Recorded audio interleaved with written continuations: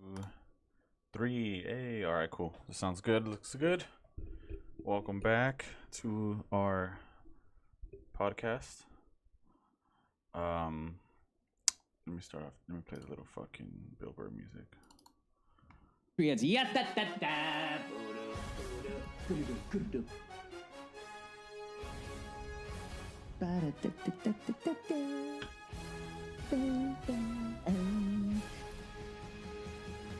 Ignore your fucking wife.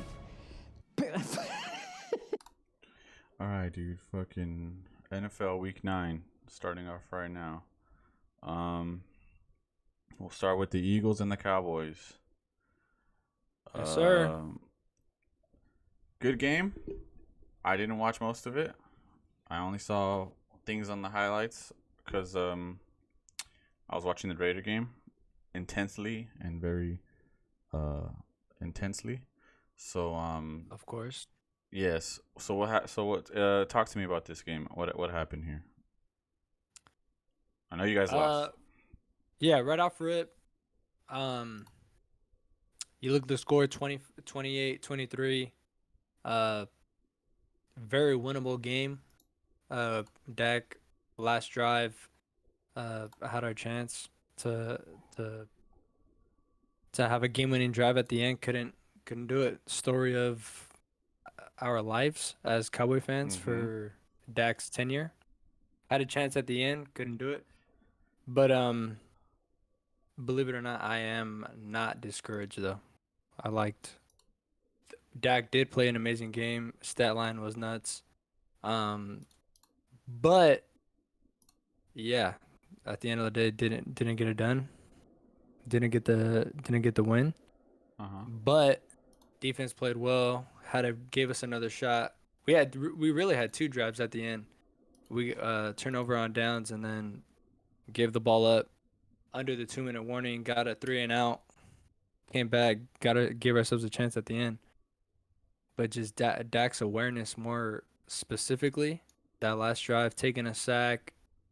The Eagles were really giving us, everything to win the game at the end. Penalties. Yeah, they were like helping us. they were trying to give the game away for sure. They were Yeah, trying pretty to much. They were trying to give it to us, pretty much, and still couldn't do it. Yeah, because I saw there was like you're saying there was two drives. So what happened? I think I saw the first one. The first chance you guys had was where? How did that one end? I think that one fourth down. I think we scored that touchdown. No. It was the goal line, the game of inches. That's what everyone's been talking about today. The game of inches. A rookie tight end passed right at the goal line, but his knee was down, so he ended up being short, and they took away the touchdown, and that was the turnover on downs. Okay. Right So I know. yeah. So I know this is here. Look, I got a really good tweet on this actually. This tweet right here. There you go. So how do we? This guy says Chris Sims. Let me see if I can. The thing is, I don't know if I can make this bigger without the whole screen getting big. Oh, that's annoying.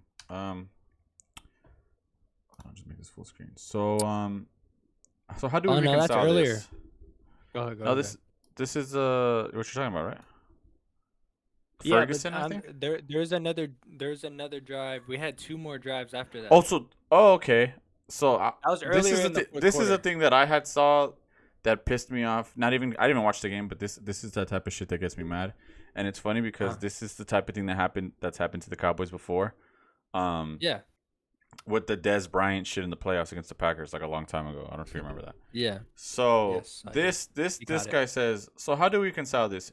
He wouldn't be granted a catch until he survives the ground. So why is he ruled down once his knee hits ball short of goal line before he completes the act? It's like a loophole. Okay, so run it back. So A little bit. yeah, let me see. I wish I could put this shit like in slow mo. Can I? Oh, I can. Just look at that. Oh, the audio's so trash. All right, it's going slow. We need that side angle again. Here we go. Yeah, here you go. So this is also a kind of PI. Off the bat, it's already kind of PI. Oh, So I get here, what he's saying. so he's saying he's down here because he has the ball, but his knee's down and the guy's on top of him, right? Well, Yeah. I'm gonna turn on my light because it looks like shit. But let's say that guy wasn't even there. Like, let's say he was completely by himself. There's no one guarding him. He's wide open, and he dives for the ball. They wouldn't count that a catch if he dove for the ball, and then when he landed, the ball wiggled. They'd say, oh, but when he landed on the ground, it wasn't a completed catch because he didn't have full control, right?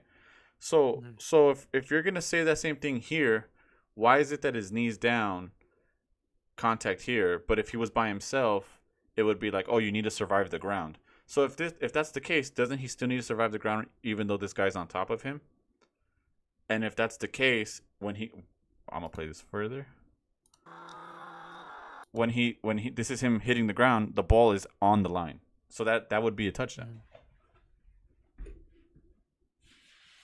Yeah, that's a tough one. That's like one of those gray areas for sure. Because And is it that a Ferguson? touchdown? That's Ferguson, right? No, that's Shoemaker. That I think our 3rd round pick. Oh shit. Okay, I thought that was Ferguson because I picked up Ferguson in fantasy and okay, never mind. Then I don't care. No. Then yeah, the No, Cowboys he did deserve it. to lose He did it. Yeah. No, Ferguson balled out. Yeah, he did. He did. He had like 15 points. Right, I thought this was Ferguson though. Nah, it was the other guy. But Oh yeah. Okay. Well, regardless, had this is. we had Let me a see. chance because there was. Yeah, go. Sorry, go ahead. You had Dak at in the 4th quarter. His awareness was horrible. He steps out of bounds later in that 4th quarter. Steps out of bounds on a 2-point conversion. Come on, bro. What? You can't stay in bounds. Like, okay, you're having a great scramble out of the pocket. The play's broken down. You're gonna get that edge. All right. I've been hearing that your too. Awareness on the field. How do you not like start jumping early to make sure like there's no chance for you to just get to the pylon? Let me just show you what I'm talking about earlier, because I brought up the Des Bryant catch. Notice how we say catch, because he did. Yeah, because he did catch it. This is like, oh, he didn't catch that. Like, there was still a defender there, but it's like, he didn't survive the ground. Let me make this at playback speed 0.5. Here we go. That's such a trash rule because he's reaching for it. It's not about surviving the ground. He caught it. He reaches for the goal line. He's reaching for the goal line. But that's the reason. I think that's the reason. That's the reason they call it not a catch though, because that's the rule. He's not like he clearly has control of it. He's taking steps. He braces for impact, but he's reaching for the goal. But because, like you're saying, he's reaching for the touchdown here.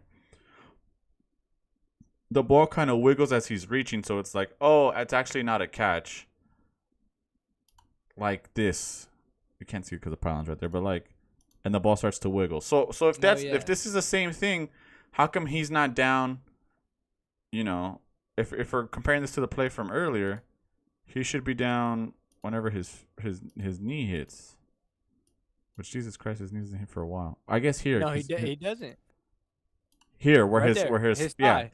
Then this thigh, or I think forearm counts as being down, right? So like, I think this would be it right here, right? Or regardless, it's the same thing. Mm-hmm. We're talking about inches. So like, this is bullshit. Like, if you're picking this play off of the other play, it's like, this is where this would have been marked, and obviously there was contact, so he'd be down. If you're comparing that to this play, where it's like, look, you have to wait for him to hit the ground. And that's when he does, and that's a touchdown. I mean, the only reason I bring this up too, because this is also relevant, right? I think you guys were what was the score at this point? It would have made it 24-17. I mean, 24-28 with 10 minutes left. So, I mean, you know, and then playing the Eagles is like you're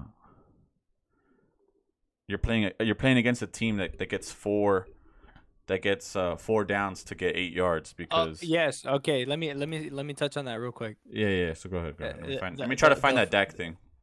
The fact that the Eagles, and this is another like chess game that Nick Sirianni, he's annoying when they put the camera on him. He's annoying. Mm-hmm. I do not like this dude. But I respect him as a coach. This dude, he gets it done. Yeah.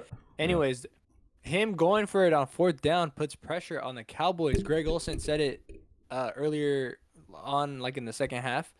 It makes the other coach, Mike McCarthy, feel like, okay, when it comes to 4th down for us, yo, we got to do that. We got to match the aggressiveness. Yeah. But that's where it comes back. It comes back to bite him, because I saw the stat earlier.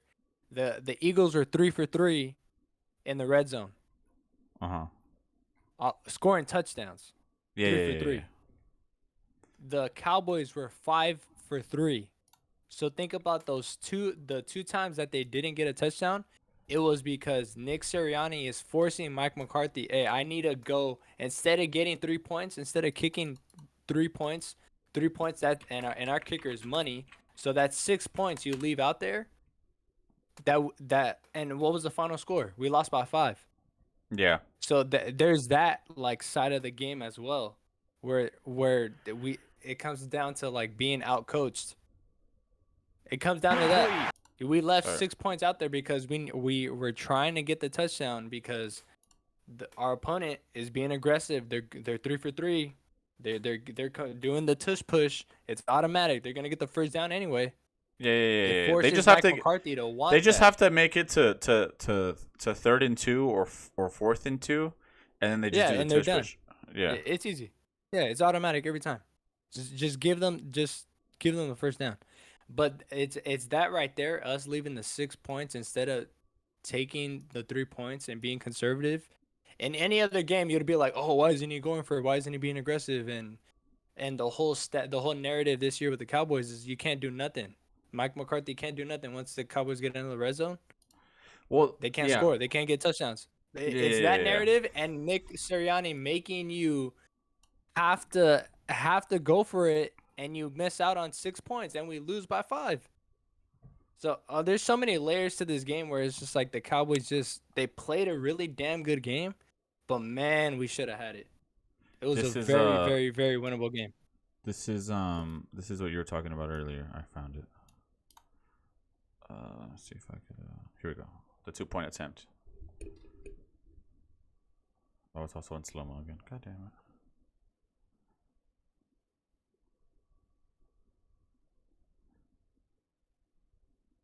Just jump right there. Jump right there. You don't need that extra step. Just jump.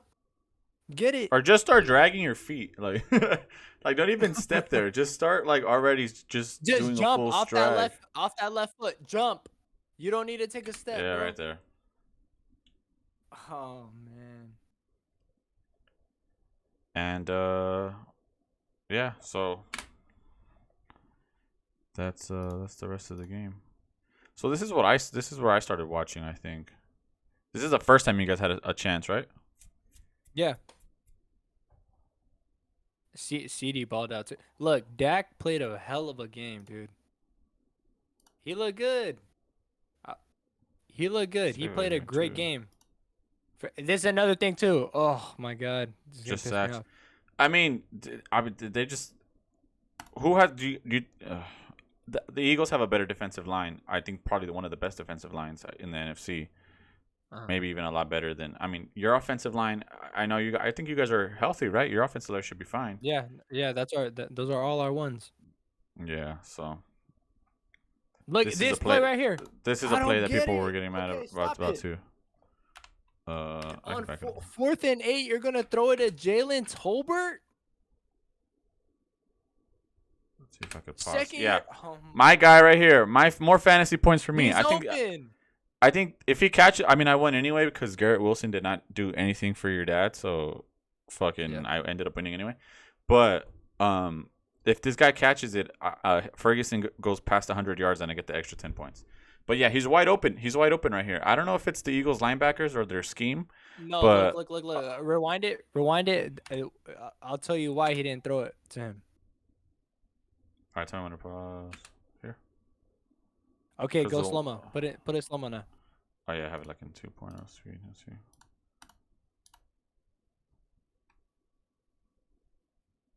Oh no, I'm thinking of the other play. There's another play where he's getting pressured.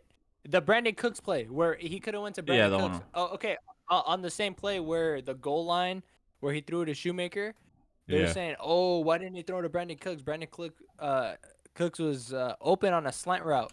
On that play, he literally has a linebacker coming full speed at him, so he made the right read. But unfortunately, that happened. And then they gift us this, bro. I was going crazy. I mean, they recovered it, but God whatever. damn it. Yeah, he ran right into AJ Brown, but still 4th down. Oh my God, what a game! PI. Trying to give us the game, dude. Give us the game. So this is one thing that people have been saying about the Eagles for a lot this season. Right there, you cannot take that sack either. No timeouts. You do your first read and you throw the ball out of bounds. Oh my God. That's what I'm talking. The awareness, bro.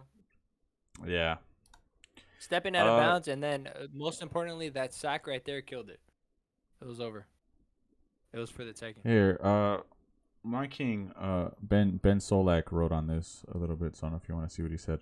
The big thing, see you in Las Vegas, Eagles fans. A lot happened in this past NFL Sunday. There's one thing you need to know. It's this. Let's see. Entering the season, the AFC was a mess, but the NFC was pretty cut and dry. It was 3-horse race to Eagles, Niners, and the Cowboys. But we're halfway point to the season, and there is but one horse, the Eagles. With a nail-biter win against the Cowboys Sunday, remain with 1 loss. Meanwhile, the Lions have 2 losses, and the Niners are 2.5 games back. Cowboys are also not 2.5 games back. The Eagles are running away.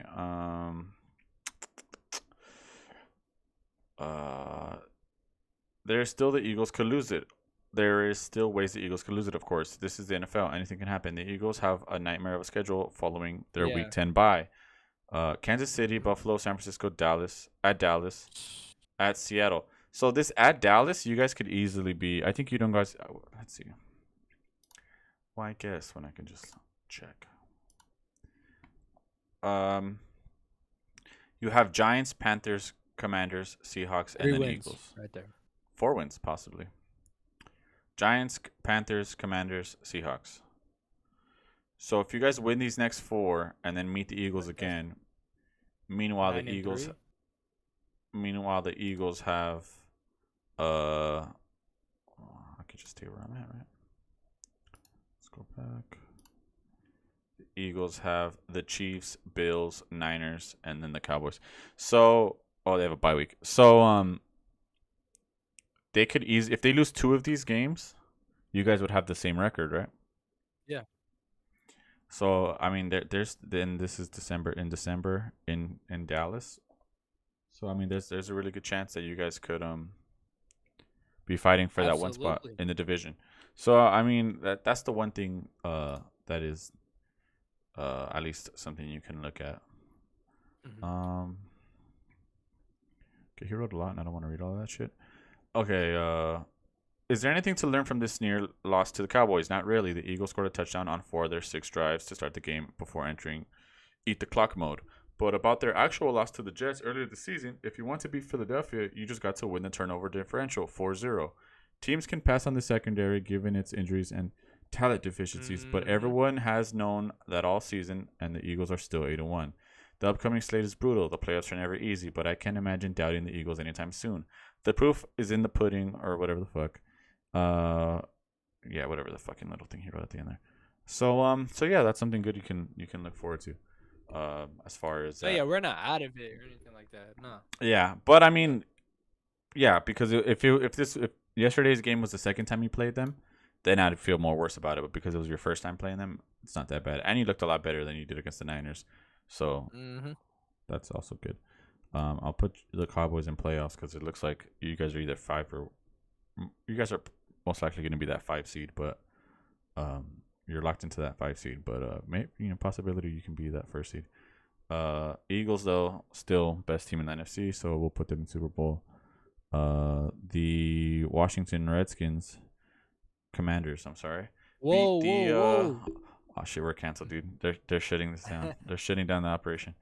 The Commanders beat the Patriots yesterday. Does it matter? Does it make a difference?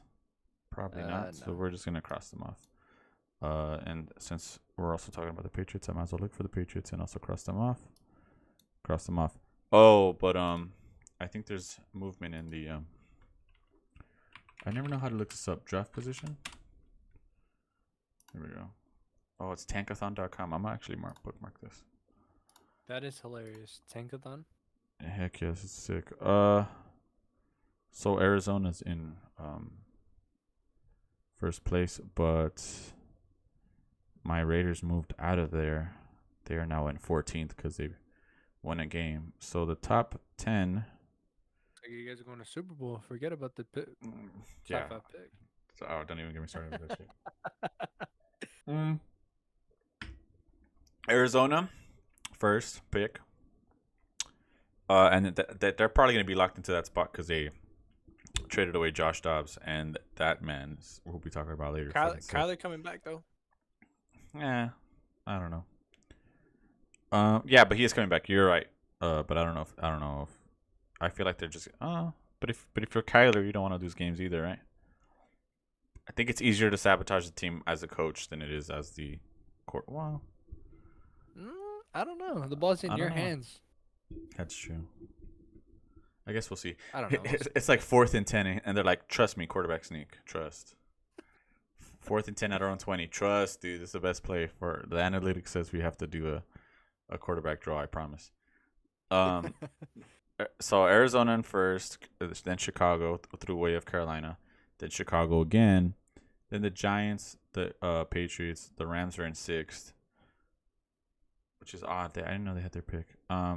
Green Bay, Tampa Bay, Denver, and then Tennessee, who looks like they might try to keep winning games. So Washington could fall back into that top 10 spot. Crazy how Atlanta's right here. Well, they were like last week in first place, but yeah. So there's gonna be movement here. Let's see. Patriots, and then we can circle back to Giants. Another cross-off team. Daniel Jones out for the season. Torn ACL. They might be a team. Go back to the Tankathon real quick. They got a top 10 pick? They have 4th pick, top 5 pick. Mm-hmm. A lot of good quarterbacks coming out. You think Tommy DeVito just paid Daniel Jones, but you think? Well, we can go back to my man's. This guy, there's a part in his article that is very good because I read it earlier. Let's see if I could find it. God damn it.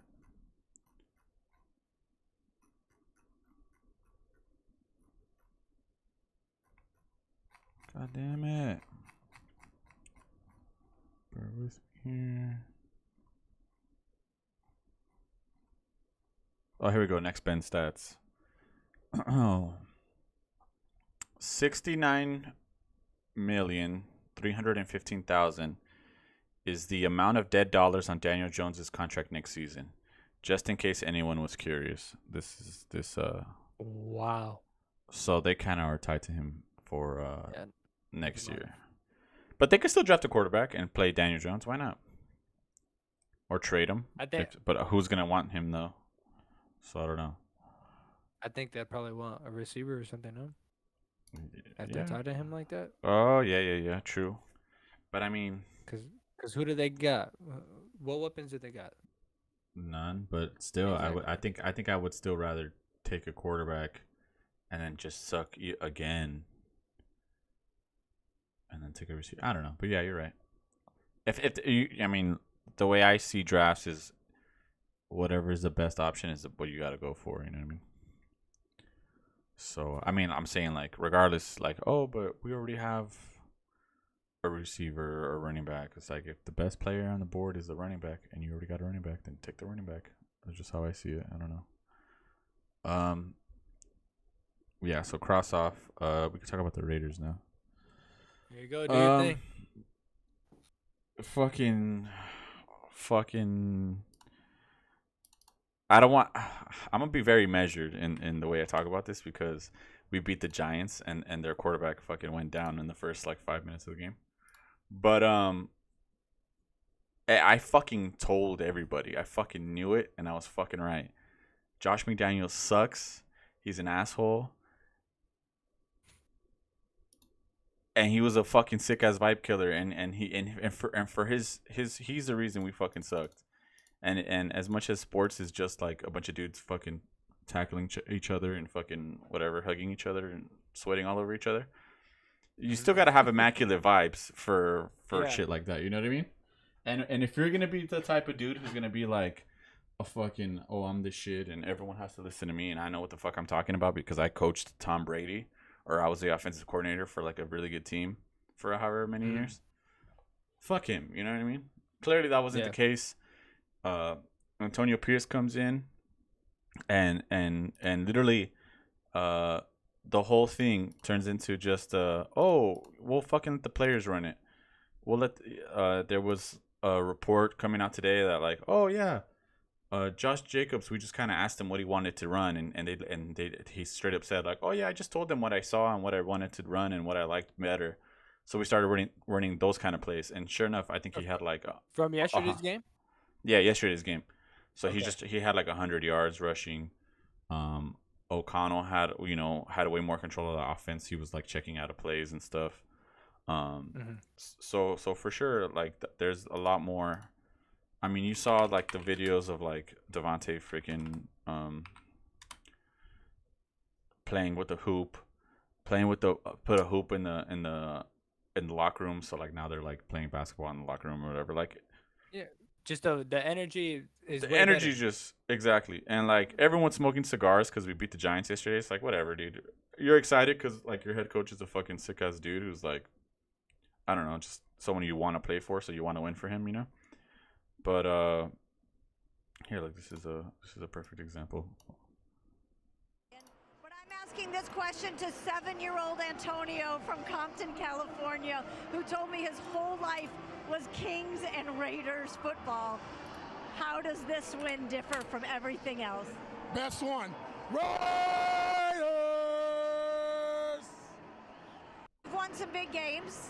Okay, I know you couldn't hear him, but he goes Raiders after they asked him what the best feeling was like or some shit like that about the game. So I think for sure. So okay, so let's look at this. Let's do this actually. I'm excited just because it's like even if we suck, at least we're playing for someone that I like. You know what I mean? And but we're 4-5. Chargers are 4-4. They just beat the shitty Jets. I wish they fired McDaniels sooner because maybe we would have had a better chance. You know, we probably would have beat the Bears and shit like that. But we have the Jets coming up, so that could easily put us at 5-4 or 5-5. We're probably gonna lose to the Dolphins and the Chiefs. But I mean, who's to say? I mean, I honestly think we have a chance against the Dolphins. If we beat the Jets and we're rolling like that, I do think we have a chance to beat the Dolphins. I think our defense is that just good. off of momentum. Yeah. Just off momentum and just Max Crosby being the fucking killer. Energy. Hell Max yeah. Crosby is such a beast that I think that he'll get to Tua like in a way that like he won't. I mean, that's the way they've been losing too. Is just at least the Dolphins. When they lost to the Bills, good defensive line. When they lost to who else did they lose to? The Patriots played them close. That was also because their defense is good and they got pressure on Tua. The Eagles, same thing. The Chiefs game, I didn't even get up for that, but whatever. So I do think we have a chance to beat them. So I think if we could just contain them, I do think we can keep up with them offensively now. And so I mean, we need what's our standing? We're 4-5. We need 6 wins. Jets, Dolphins, Vikings, Chargers, Colts, and Broncos. If we beat the Colts and Broncos, that's 2. Chargers 3. You guys Vikings get to 4. 9 wins, man. I think you guys can get to 9. Even with 9 wins, we could probably even get the 7 seed. I mean, I would prefer 10, but yeah. So I do think that the season isn't over, and I do think we should probably go for it because it's kind of fucked when you have Devontae Adams on your team and he's already like in his 30s and he's trying to win something. We got to build off. We can't go into build mode is what I'm trying to say, I guess. Yeah. So I don't know. I don't want to. I do think. Did you watch the Jets game today? You're at work, huh? The Jets game was terrible, and Troy Aikman was not holding back like at all. He was just straight up, just doing the thing where he's kind of like breathing all like, oh God, like we gotta watch Zach Wilson play. And they're like making jokes like, oh, don't worry, they're gonna score 3 touchdowns right now to make this interesting. Like like just because they don't know what to say. It's like you're just watching Zach Wilson play terrible, and hold all these guys hostage. So I mean, I pretty much want to call that a W. And so I do think and the Chargers don't look that good. The Vikings got Josh Dobbs, who's a god now, so who knows? But I mean, I do think there's a chance, and I do think based off the CJ Stroud theory, I just don't even believe in tanking anymore for that reason anyway. Because even Caleb doesn't even look that good either. So I feel like it could very much be like last year where everyone kind of was sold on Bryce Young right away. But CJ Stroud is the one who ended up being like probably the best, probably the MVP of this season. If he continues playing like the way he is, I could see him winning MVP. You know what I mean? So who? Stroud. You might be reaching a little bit right there. I am reaching a little bit, but I'm just saying, like, I could argue it. A lock for I could argue player it. of the year. A lock, yeah. Yes, No, but I'm saying like if he keeps playing. Did you see the game yesterday? The Texans game? No, I've seen some of the highlights on that though. Insane. This man is went insane. Dumb. He went dumb. I saw his. Yeah, and he broke a record for like the most yards for a rookie or something like that. So it's like second pick in the draft. So why not? Why tank for Caleb when he just got killed by this Penix guy from Washington, right, or something like that, crying on the sideline. So I don't know. I don't. We never get the quarterback thing right anyway. So it's like why? So speaking of the quarterback, watching a full game, full 4 quarters of put the Raiders in AOC. Of AOC, what are your thoughts? He looks good, dude. You guys can. He looks good. Yeah, for sure. We could build off of him. Okay. This is a good.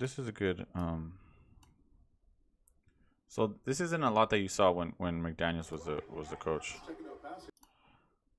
He looks like Derek Carr, dude. Yeah, well, not just because he's wearing number 4, but just like how he wears his jersey. So it's 3rd and 1, and they're clearly gonna run the ball here. We ran the ball a lot yesterday, which is good. It set up the pass for him anyway, which was a lot better. But this is something that you didn't see with McDaniel.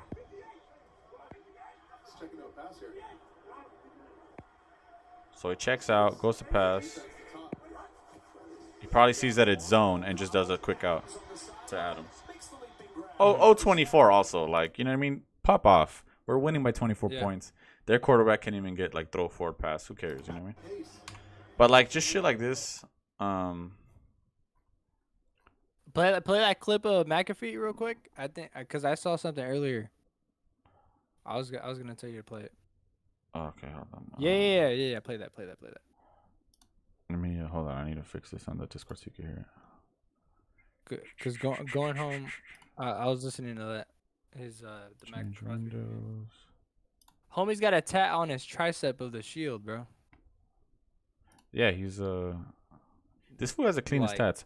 I low-key want to get the Raider emblem tatted on me, but I just don't know where I would put it. The vibes are on your calf. Nah. Probably he has it. This fool has it like on his back somewhere. I feel like on social media on his tricep. He shows it on the. Oh, he does. The Raiders put out he has it in a cool spot. We want to get back to the Raider way. It sounded like when AP talked to the team, he talked about you got to have your own way as well. You can hear it, right? Does it feel like I that can is hear the case? And cool. How do you think the whole team is kind of galvanized around a new brand of Raiders football in the middle of a season? I think everybody's just fully embraced it. You could just see like our social media has been going nuts. Like I feel like they've been A+ this last week. but everyone's been eating it up, and it's the truth. Like AP talks about it. You know, he told everybody he wants everyone to have their personality show, everyone to be themselves, not be, you know, walking on eggshells, anything like that. It's just be a Raider. Like we talk, you know, people talk about the Raiders and the history and things like that, but like it's real. Like when you come in this building. Yeah, and that's something that does kind of piss me off too about the Raiders is that whenever you talk about the Raiders, it's always like 19, like our best times. Like people be like the Raider way, and it's like they're talking about 1992. Like the Cowboys. Yeah, like the Cowboys. but even yours is sooner than ours. Our last championship was 87. In the 80s, like the early 80s or late 80s, I forget. But like even then, it's like at least you've had like seasons where you could be like, man, the Tony Romo year sucks or whatever, you know what I mean? Or you could be like, oh, like these earlier Dak years, you've at least had moments to be pissed about. I can't even be like, man, we choke in the playoffs. Like I would rather be at that level than the like I can't even reach the playoffs level. You know what I'm saying? Yeah, you're just trying to make the playoffs. Yeah, exactly. So like that's like he's like, yeah, talk about the Raider way. It's like, well, fuck, like you know. I would like to be able to reference it in the 21st century, not in the 20th century. Building, being a Raider is a little bit different. That's why I carry it. I got the shield tatted on me, so it's like it's really it's a different brand than just being like the bad boys in the NFL and bringing that back. And I feel like there's no other organization that has the history we do, and you got to fully embrace it and love it. And I feel like everybody's bought in on that, and AP's pushing that message. And he's like you said, he's from Compton. He's literally grew up a Raider fan.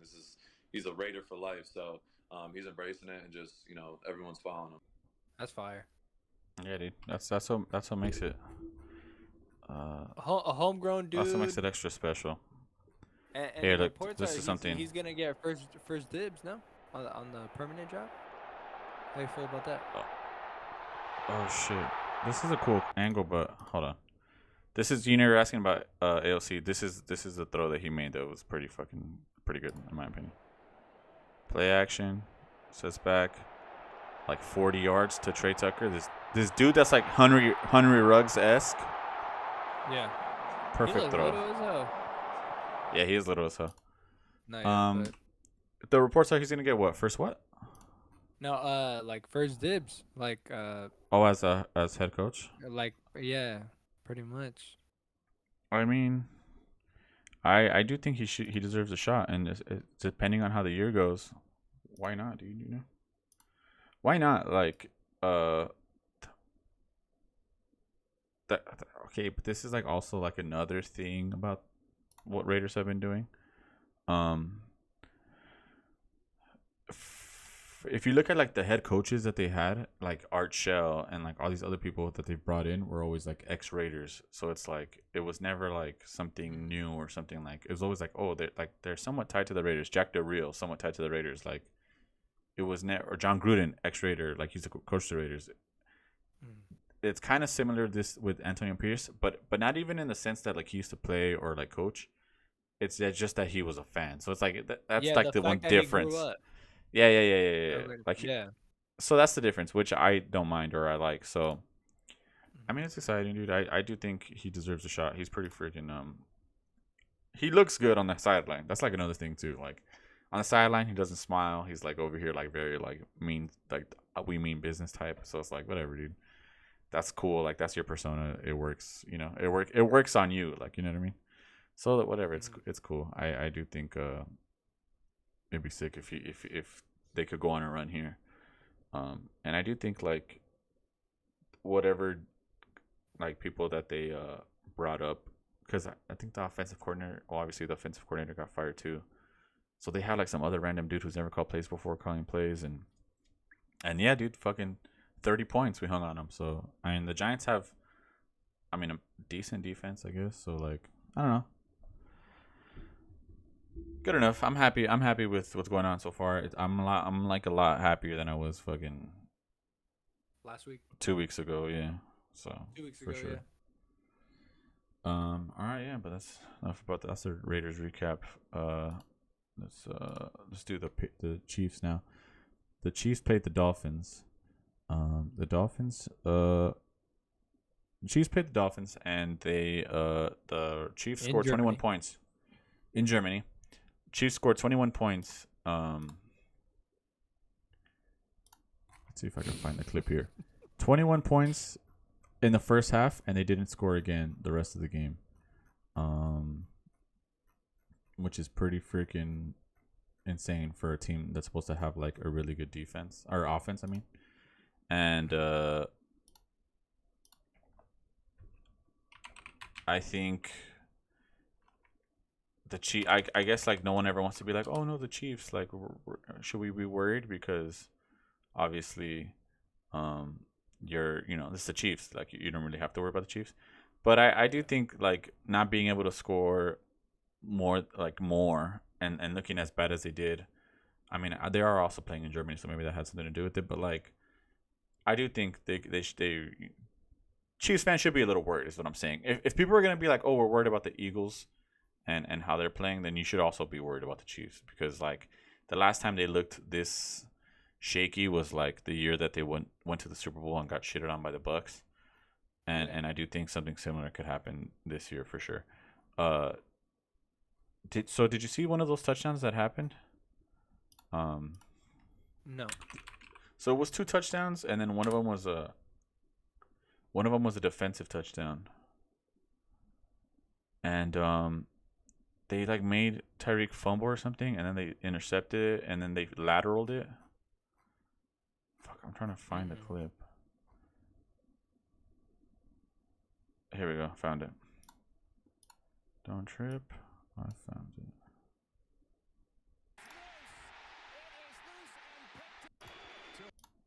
Yeah, alright, you seeing? You watching? Yeah. 0.5. He gets tackled behind the line. Fumble. Dude picks it up. He's running. Tosses it to the homie. And dude just takes off. So at this point, it's 14-0. 30 seconds left in the second quarter. And dude takes it to the crib. So technically they had 2 touchdowns and this defensive touchdown. Defensive, yeah. So and the Dolphins almost came back and scored. They had like a couple chances to score at the end there, and they weren't able to pull it off. So I do think they should be a little worried. However, they are first in the fucking AFC, so it's like, you know, how much can I really fucking, and maybe it's like, maybe it's the fact that they had to fly all the way to fucking Germany to play over there, so who knows. But Chiefs, Ravens still tied for first. I think the Chiefs have the edge on that. I'm not sure how that works. Well, actually, they're in a tie. Chiefs, Ravens, Jaguars, and the Dolphins lost yesterday, so they're now 6-3. But they would also have been in a tie. So first place is still up for grabs. I still think I like Chiefs above all those other teams, so I'm gonna put them back in Super Bowl because it is the Chiefs, and I'm gonna give them their props. And the Dolphins, because yesterday they looked okay, but they still lost to the Chiefs. I think they're the Dallas Cowboys of the AFC. Is my hot take, which is also probably a cold take. I think I've heard that before already. So, Wow. Because I'm not mad at that. I'm not mad at that. Let's just look at who they beaten so far. So they beat the Chargers barely first week. Then they beat the Patriots barely the following week. Which Patriots now we know aren't that good. Then they kill the Broncos, who are a terrible team, or at least were terrible at that time. They're looking better now. Then they lose to the Bills. They beat the Giants, beat the Panthers, lose to the Eagles, beat the Patriots again, lose to the Chiefs. So they haven't beat a team above 500. Is the stat that I saw yesterday. So so they're quite literally the good bad team, as in they're the team that beats all the bad, or they're the bad team that beats all the bad teams. So they're the best of the bad bunch. That makes sense. And I think your Cowboys are like very similar in that. Have you guys beat anybody above 500? Well, technically that would be what the. Let's see. You guys beat the Giants. That was the first week. You guys beat the Jets. They were not 500. You lost to the Cardinals. They weren't 500. You beat the Patriots, they were not 500. You lost to the Niners, they are 500. You beat the Chargers, who I don't think are 500 at the time. They're 4-4. Jets are 4-4. Yeah, And but that's that it, was, right? but then they weren't 500. Or no, I think they were. I think they were above 500 at the time. Chargers are not. We The beat the Rams. Rams. They're not They're 500. not. Yeah, we haven't beat anybody over 500. Yeah, so same thing. So, but I will still put them in division winner because I do think they're gonna win the division. Because the Bills look. I don't know what's up with the Bills, but. So yeah. Yeah, so we'll see. I guess I don't know. Let's look at the.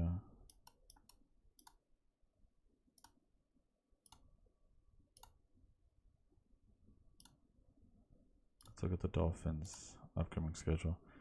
Well, they have a bye, and then they play the Raiders, and then they play the Jets, and then they play the Commanders. Yeah, they're kind of smooth sailing. I mean, hopefully the Raider game is a hard game for them, but they're gonna come off a bye, so maybe not. But they have Jets, Commanders, Titans, Jets again, Cowboys, Ravens, Bills. By then, they might not even need this Bills game. They might not even need the Ravens game. Cause I mean, unless the Bills can hang around, but well, the Bills are only a game back. But the Bills look like they might start losing games. Yeah. They got Broncos, Jets, Eagles, Chiefs, Cowboys. Yeah, they got way harder schedule than the Dolphins do. So yeah. The Jets. Who did you play the Chargers? Let's talk about the Chargers next. The Chargers. They just got smacked. Yeah, the Jets are. Should we cross them off finally? Yeah. There's no way. Let's see the schedule real quick. Yeah, they're 4-4. They play the Raiders next. They play the Raiders next. Then they play the Bills, Dolphins, Falcons, Texans. They need to get to 10-7. So they need 6 wins. Falcons. Yeah, I think we have to cross them off. I just don't think it's sustainable. Me either. And Zach Wilson. Yeah. No. All right, yeah, let's cross them off. Maybe enough talking about the Jets. Last week we had them in I don't know, so now we do know. So we crossed them off. The Chargers won, though. Same record. Same record. They have the Lions, then the Packers, and the Ravens. Okay, same record, right? They also need 6 wins. Lions, no. Packers, let's just say yes. Mm-hmm. Ravens, no. Patriots, yes. So that's 2. Broncos, 3. Raiders, I will give it to them 4. Bills, Broncos, Chiefs. I mean, they might not even need the Chiefs game, but what do you think? We could just ride them in. I don't know, but I don't know for now, but I feel like just how they are, they might lose to the Broncos. One of those. Yeah. Yeah, and we played them close last time, so hopefully we fucking beat them this time. Broncos probably tanking. We could put them in tanking. Mm-hmm. The Bills lost to the Bengals. Let's talk about Josh Allen real quick. Yeah, go ahead. Let's really take a deep dive, semi-deep Let's dive do it. on Josh Allen. Should I pull up his Because stats? this dude, yeah, pull it up real quick. Do I see his face here? I don't.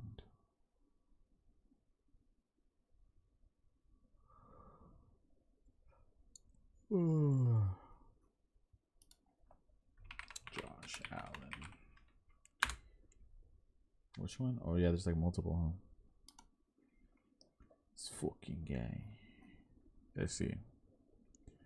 Game logs yesterday.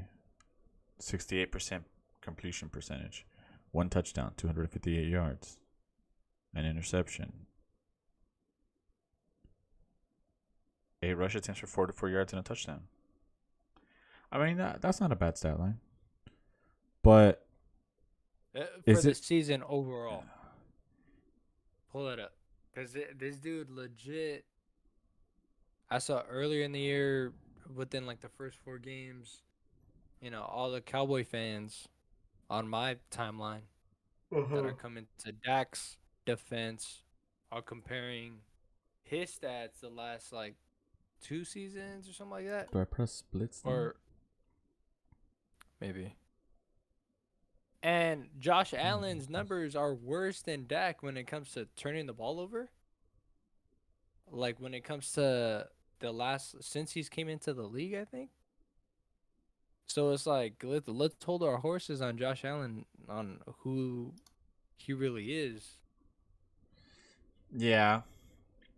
Okay, so then put it this way: if you could pick right now who you want your quarterback to be between Josh Allen and Dak Prescott, you're telling me you'd rather have Dak? I mean, no, I'm not saying that, but just off of sheer talent, I'm taking Josh. But I think in big games, Josh Allen also hasn't really done anything either. Just you know, throwing that out there as well.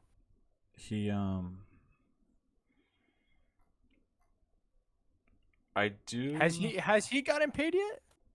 Yeah, he got paid already. No. I'm pretty sure he's been in did? the league for a minute. Yeah, he's been in the league for too long. Let me see.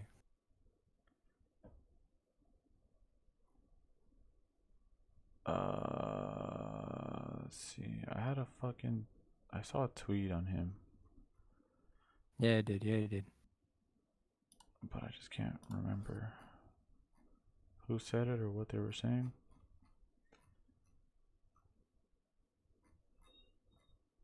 I mean, on the bright side, the Bengals look good yesterday. I mean, the Bengals just own the Bills. I think, don't they always beat them? Yeah. And it's right around that time of year where the Bengals just always start like turning it on. All right, our preseason is over. Like, all right, let's go. Yeah, literally that's just how it works. Joey B's, you know, healthy. Clearly, it looks like it. He's back healthy. He's doing his thing. He's proving why he got the contract he got. And I mean, yeah, I saw some of that game, the first quarter of the game last night. And yeah, that first drive by the Bengals just, it's like, bro, everything you need to know when it comes to why the Bengals gave him the contract that they did. I mean, I do think a big part of it is that Dayball left, and because he has been struggling ever since Dayball left. So yeah. I would say that okay, here we go. Here's the tweet I was talking about. A little bit of Raider-esque problems here. Wow, people don't want to admit. Here we go. This is from 22 minutes ago.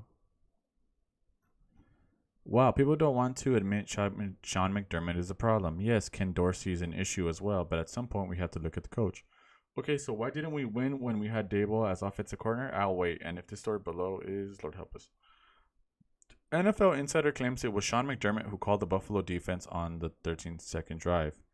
On Friday, NFL made a rather surprising claim that it was not Leslie Frazier, but in fact, it was Sean McDermott who called the defense on that final drive. Oh, this is against the Chiefs like 2 years ago. Remember when they had that crazy the shootout? The shootout, yeah. 13 seconds in Kansas. Playoffs. Sean McDermott took over the play calls on that drive and ended in a field goal. That did not sit well with Leslie Frazier. The next year, he kept calling the defense. This year, Sean McDermott wanted to call the defense, and Leslie, for whatever reason, said no. So I guess Sean McDermott just sucks. But I mean, maybe he is holding back the team. I don't know. Maybe let's see if I can find some. I'm scared I might see something I don't want to see. I don't know. I do think some that is because this is something we've talked about where you asked me who I wanted as a head coach and I said I want a defensive coordinator. I mean head coach and then just a really good offensive coordinator. This is like why like someone like Andy Reid's an offensive coach, but like when you have someone who's like as good of a coordinator as like Eric Bieniemy is, I feel like that would work well. Like Bieniemy with Bill Belichick as your head coach would be perfect because then your offense is going to be good and then your defense is Yes. Mm-hmm. But I do think that some of these head coaches get like a little bit too caught up in like, oh, I'm the main guy around here, which is ironically what fucking McDaniels wanted to do, but it was like, yeah, but it's like who, for what reason exactly? But yeah, He's got 6 rings, bro. That's why. Cool. no, he doesn't. He has like 3 rings, There's he no won, like- way. I could have swore he has 5. He McDaniels. was with. I'm pretty sure he was with them for 5 of them at least, no? Or on the staff, maybe not calling plays, but on the staff. 6, bro. He's got 6. Shut up. Name it. What are the years? Swear to God. Well, one of them has to be with a different team. No, they got the Roman numerals on them. I can't read that, bro. Come on. He's like, I'm illiterate. I'm illiterate in Roman numerals. No, look That's at Josh hilarious. McDaniels began his NFL coaching career in 2001 with the New England Patriots. Oh being a part of shit! 6 Okay, that's all you needed to 6 say. Super Bowl championship. Yeah. So maybe not as like the OC the whole time, but no. Yeah, just on the staff, dude. He's got 6 rings. That's insane. That's why he walks in with his balls all big in the Raider locker room, thinking he's that dude. Panthers and tanking. Yeah. So I don't know why the Bills suck or what, but I do think that they probably can bring it around. But They're struggling on defense too, just injury wise. Yeah, injury wise. That also obviously doesn't help either. But they got Broncos, Jets, Bills, Eagles, Chiefs, Cowboys. I mean, I do think they'll make the playoffs, maybe, but I mean, most likely. The divisions is a lost cause, though. Yeah, for sure. That's just what it feels like. And this week on Ravens Bengals, well, since the Bengals looked good yesterday, they probably should have scored more than they did, but it's fine. Whatever, they won the game, right? I think we gotta slide. I think we need a new division, or I think we need a new. Oh no, we already have it. Never mind. We did that last week. Yep. Yeah, we did that last week. Throw the Ravens and the Bengals right there, and put the Ravens in front of the Bengals. Yep. Yep. Because Ravens defense is in. Yeah, they're doing really good. Crazy. They freaking So let's talk about that game. They Lamar look looks crazy. freaking good again.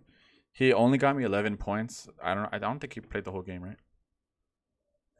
Well, I'm sure you probably blowout, right? So Yeah, so I don't because came out early. I saw that OBJ got like a touchdown pass or touchdown catch, his first touchdown, and I got excited, but then I didn't see I didn't see a fucking notification that Lamar threw it, so I didn't get no like Lamar has scored a touchdown for your fantasy team, so whatever, dude. Yeah, so Seahawks, so they look great. In the NFC or the AFC, I don't know. Are they playing the? Pull up the Ravens schedule. Let's see. I want them to play. I mean, the Seahawks are good, but like, I want them to play like the Chiefs or something. Well, they play the Browns again. I think they lost to the Browns. Oh no, they beat the Browns. Oh, they lost to the Steelers. That was the team that they fucking lost to. Well, nice. And but on Thursday night they play the Bengals. Ooh. Oh. The Ravens. I hate these, like, as much as I love the Thursday night games, or as much as I like there being football on Thursday night, I do kind of hate when two good teams. I hate when shitty teams play on Thursday, and then I hate when when too good of the teams play on Thursday, because I also feel like it's not the perfect product. You know what I mean? It's perfect for like Titans Steelers is like a perfect Thursday night game. They're not both. They're not both too shitty where it's like, oh, it's gonna be fucking boring, and they're not both too good where like you're like, man, I wish they had a whole week of rest so that we can get them both at their best. You know what I mean? Okay. When it's like Titans, Steelers, fucking like Jags, I don't know, fucking Texans or something. Texans, yes, like yeah, exactly. I feel you. But anyway, yeah. So yeah, these next two games will be fucking hard for them. So, they might have already had their bye week, right? Yeah, I think they did. We're already more than halfway in the season. Sad.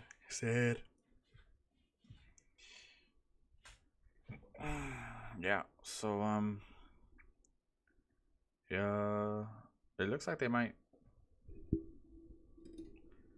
I guess it's whoever outlasts the other, whoever doesn't bust a nut first between the Chiefs and the Jags. I mean, Everyone's got the same record in that division. That's crazy. let's see, Jags. Well, except the Ravens, but The Jags have the Niners. Yeah, that's gonna be a hard game for them. Okay, that might be the fraud. So it's Niners coming off of a bye too. yeah, after losing 3 straight. So, yeah, I guess it's just Chiefs. Chiefs. Chiefs. What's the other team? No, not Dolphins. God damn it! I just had it. Eagles. No, AFC. Chiefs, Ravens are in probably the 2 contenders for the 1 seed. Yeah. But yeah, that looks good. Seahawks. Let's see. 5-3. Now so after having first week during a bye week, being in first place. Or I don't even know if it was a bye week, but regardless, they had first place. So because the Niners lost, so now they're back to second place because they lost to the Ravens.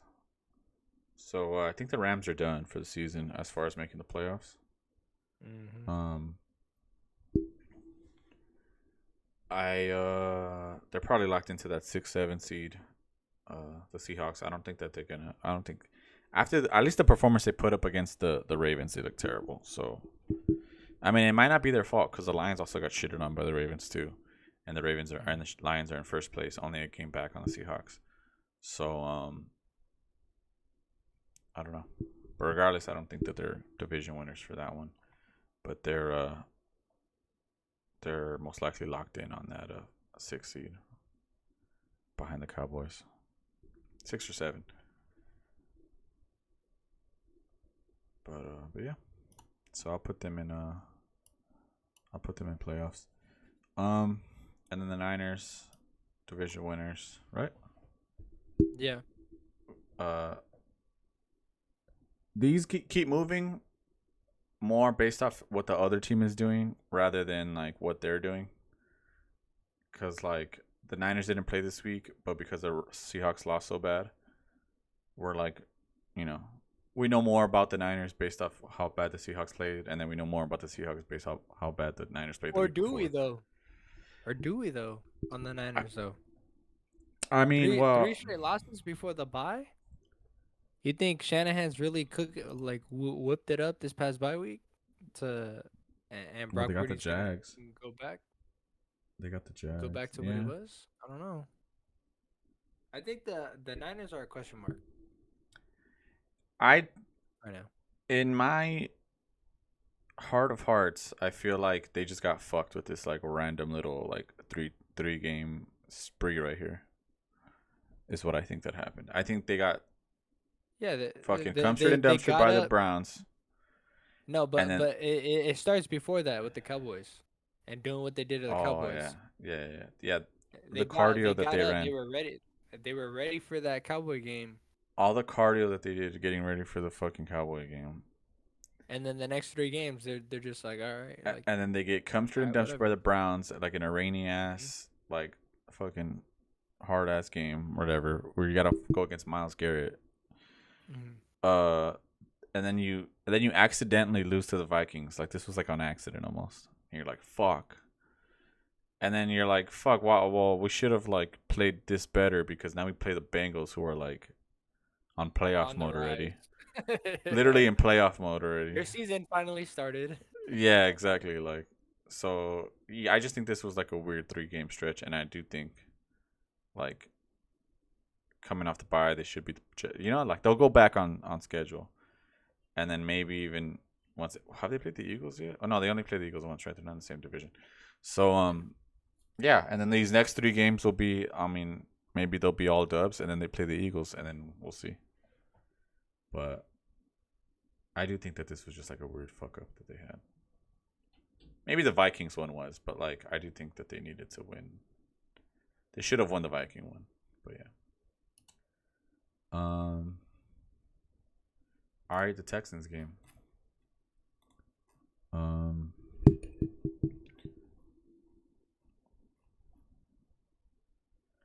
Let's just do it through this article thing.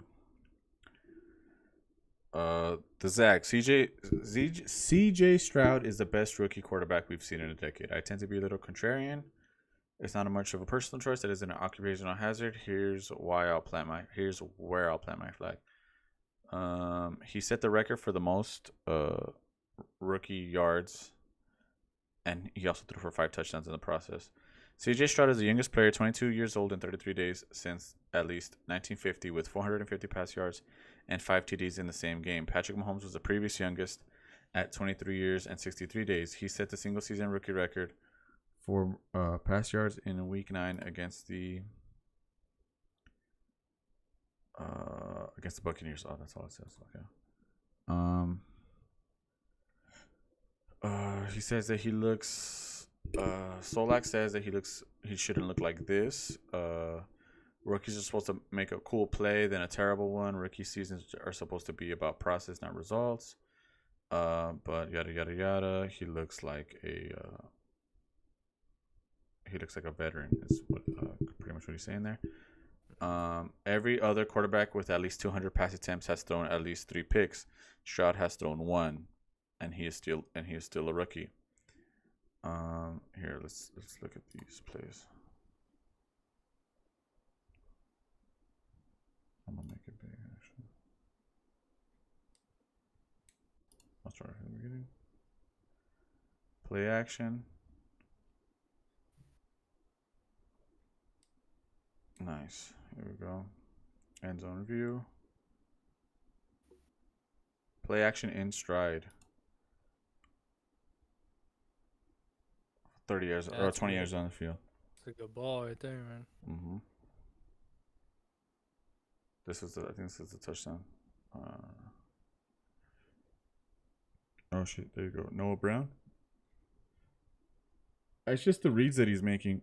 Did you watch that play sheet that he did on him like a couple weeks ago? Yeah. Yeah, he just makes reads, and he just sees defenses way better than I think any, not even just rookie but quarterback are seeing. And these dudes that he's throwing to, I think, are good receivers, but it's not like it's not like he has like a Devontae Adams on his team. Exactly. Either. Or you think about watching Zach Wilson play football compared to watching CJ Stroud play football. Mm-hmm. You're just like, wow, what a difference on just how they play, how mature they look, and how in command they look of the game. That CJ Stroud has that, and you can definitely tell what the difference when you're watching, for example, tonight. Exactly. With Zach Wilson. It's kind of embarrassing. Like, yo, like. Yeah, it is. How is that? Is. I think he's in his 3rd year, right? So pretty much the reason he showed this is because, when as a quarterback, and this is like a lot of people's philosophy too, not like an old school philosophy. McCarthy's for sure one of these people. You run the ball. It sets up play action, and then it makes it easier for your quarterback to have looks downfield, right, or whatever. Yeah. So that's why he's showing this this little compilation. Then he goes, you know when you can't live off play action? When you're down by 4 and there are 46 seconds left in the clock in the fourth quarter. In that scenario, you have to drop back and play, and that's what Stroud did against the Bucs, working the middle of the field until Houston ran out of timeouts with the ball on the 41-yard line with 16 seconds left on the clock. Then he hits this throw. So the Bucs and so he essentially had 2 game-winning drives. He had one to go up 33-30, and then Baker Mayfield fucking played really good and ended up throwing a touchdown with like a minute left or something like that. Or no, what did he say? 46 seconds left, right? Yeah, when you're down by 4 and there are 46 seconds left on the clock. So in 46 seconds, he was able to drive the team down and make this throw right here. Seconds left. In there for the Buccaneers. Stroud looking. Deep ball. Hold in. Take down. I'll run it again. Seconds left. Oh, Nandy. 6 defensive backs in there for the Buccaneers. Stroud.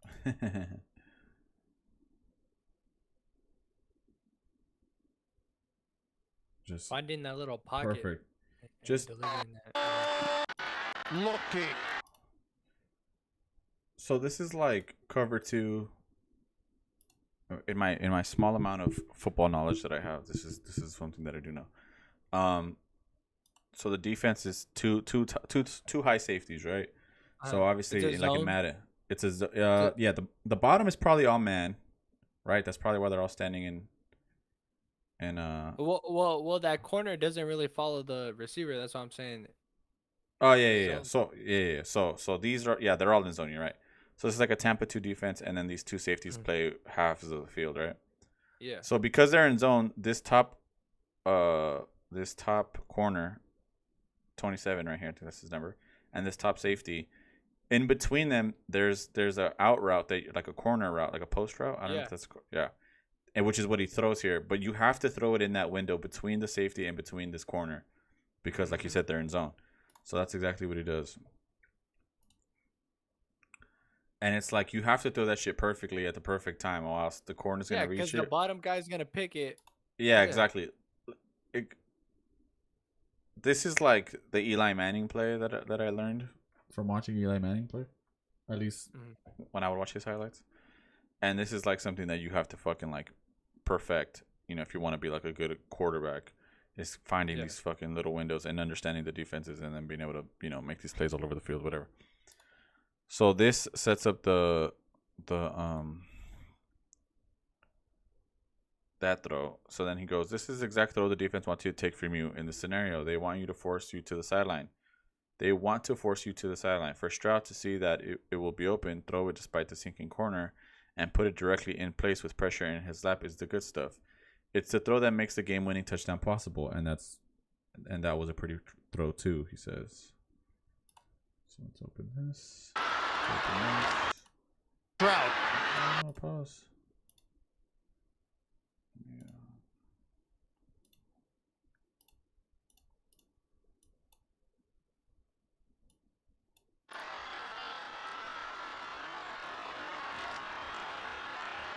Stroud. To the And just a freaking, I think that's, I don't even know what the route is here. end zone.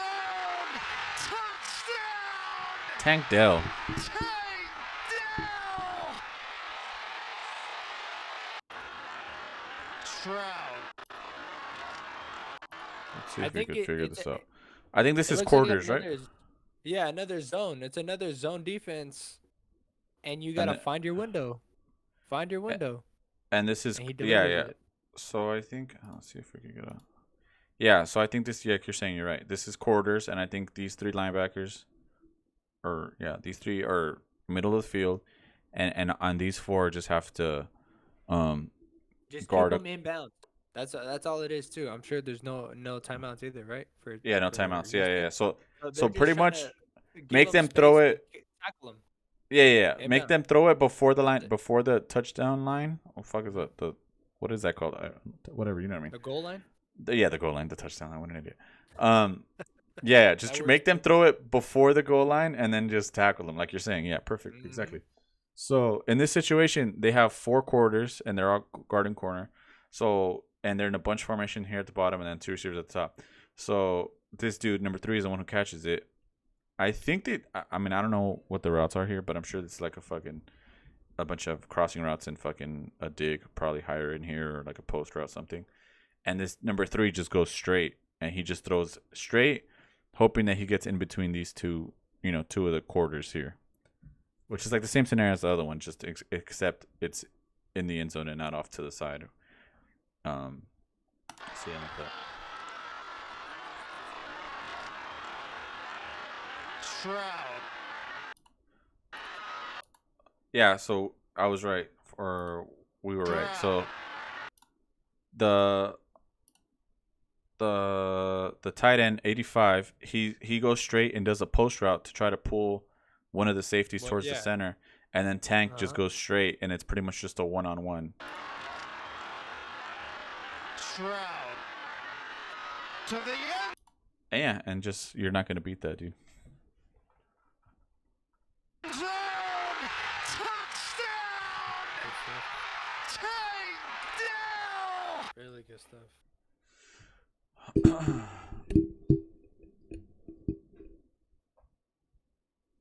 All right, so yeah, dude, fucking sick. I'm gonna just go towards the end here. Now here's the kicker, the real kicker. Herbert is off his rookie deal, so are Joe Burrow and Josh Allen and Jalen Hurts and Lamar Jackson. The greatest advantage a team can enjoy in football is an impactful quarterback on a rookie contract. True. And right now, the Texans might have the most impactful one: 4 years and $36 million of CJ Stroud football. Fucking sick, dude. I'm so happy for you, bro. I'm so happy for you, Texans fans. I love it when teams find their quarterback. I'm fucking. Nothing makes me happier than I'm like this kid right now. Like, sick, dude. You got your fucking quarterback, dude. Sick. Awesome. Nice. I'm happy for you. Must be nice, you know? Yeah, dude. It's kind of like Congratulations. Congratulations, my friend. Awesome. Yay. Yay, Texans fans. Awesome. I'm so happy for you. That's how I feel, dude. Watching, I mean, who cares? It's the fucking Texans, but still, like, I don't know. I do watch them. I'm just like, also because, like, I have like every fan base has psychotic fans, but like people were already putting CJ Stroud in Raiders photoshops, and I was like, man, that'd be sick if we got CJ Stroud, just because I wanted to get a quarterback and I didn't want to have to like play Jimmy Garoppolo or some shit. But nah, sure enough, we did not trade up and get a quarterback. Instead, we stick with Jimmy, and now that dumbass is fired, and now here we are. I mean, the quarterback I have now is cool too, but still, you know what I mean. So let's see. Unfortunately for them, though, the AFC is stacked. But I do think they can get. I mean, we're gonna do that later, but I do think they can catch a spot. I mean, the Colts won, but they look like they're not gonna be. I don't know. Look with the way it's looking, that whole AFC North is gonna be. Oh, dude. Yes, I saw a tweet yesterday. It might have been yesterday. Remember when we were talking about like, oh, has a whole team ever gone to the playoffs? Right now, the whole NFC North would be in the playoffs if we ended the season right now, because it would be Dolphins, Chiefs, Ravens, Jags, and then all these teams have a better record than every other. Well, technically because the Bills have one more loss. Mm-hmm. So technically, the whole AFC North would be in the playoffs right now. Yep. And that's almost how it was for the NFC beautiful. East last year. Remember? Yeah. That's what everybody. Except the commies were whack, but the Cowboys got in, Eagles got in, and the Giants got in. 3 teams. Yeah, I think people thought that was gonna happen for the NFC West like 2 years ago, 2 or 3 years ago. Because when Russ was still on the Seahawks, they were like, "Oh shit!" It's when they first expanded the playoffs. Yeah. I remember seeing like articles like before the season started, like NFC West, are all four gonna make the playoffs? It was possible. Russell, Kyler, well, the Niners. They had Jimmy, but whatever, they had a good team. But yeah, so Texans, I do think. Wait, no, actually, let's look at their schedule.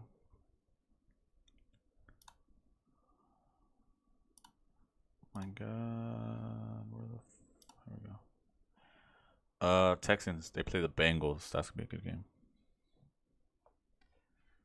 They play the Bengals, then they play the Cardinals. Okay, let's do that game we always do. 10 wins, right? They have how many? 4. They're 4-4. They need 10 wins. Mm-hmm. So we need 6. So they play the Bengals. Let's just say they lose.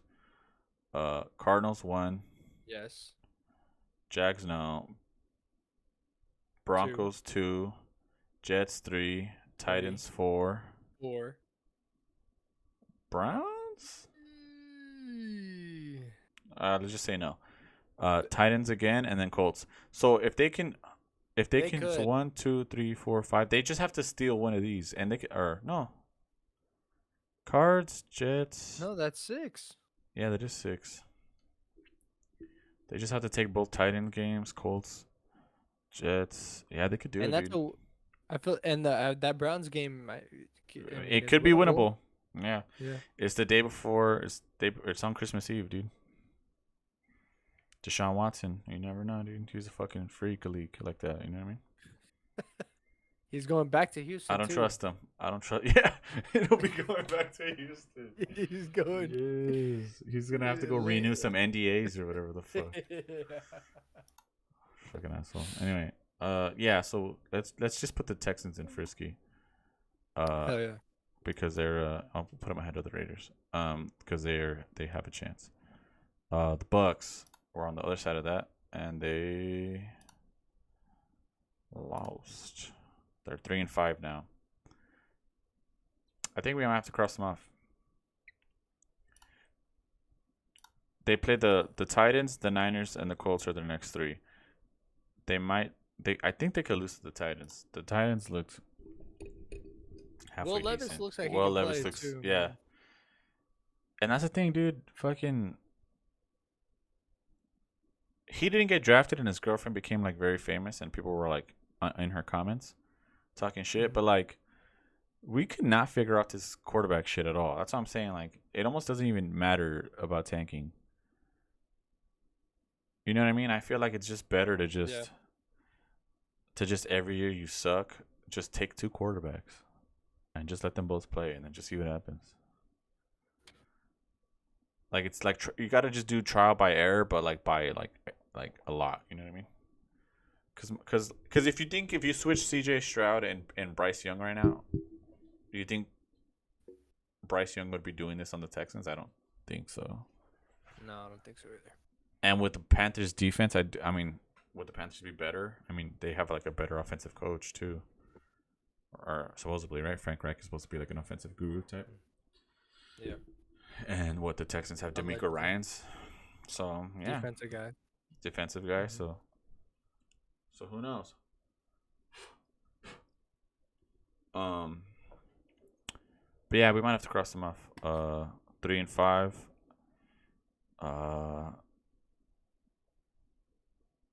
Yeah, I don't know. I should we give them another week or so, or who do they got 3-5? Let's see. Let's just see how many. Okay, they're 3-5. Let's just see how many wins they get. Oh God. Titans. What, W or L? I'll give them a W. Okay, so then 4-5, and then the Niners 4-6. 4-6. Colts 5-6. 5-6. Panthers 6-6. Falcons 7-6. They're gonna need it. 7-6. The Falcons beat them last time barely, so we'll give it to them. 7-6. Yeah, we'll give it to them. Yeah. Packers 8-6. 8-6 right there. 8-6. Jaguars 8-7. 8-7, yeah. Saints.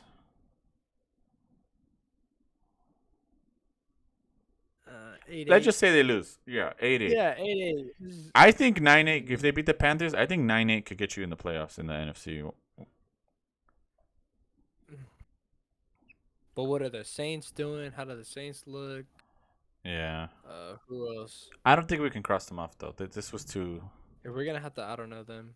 What are Yeah, the well- Falcons looking like? But they'll Yeah, we'll have to put them be. in, I don't know.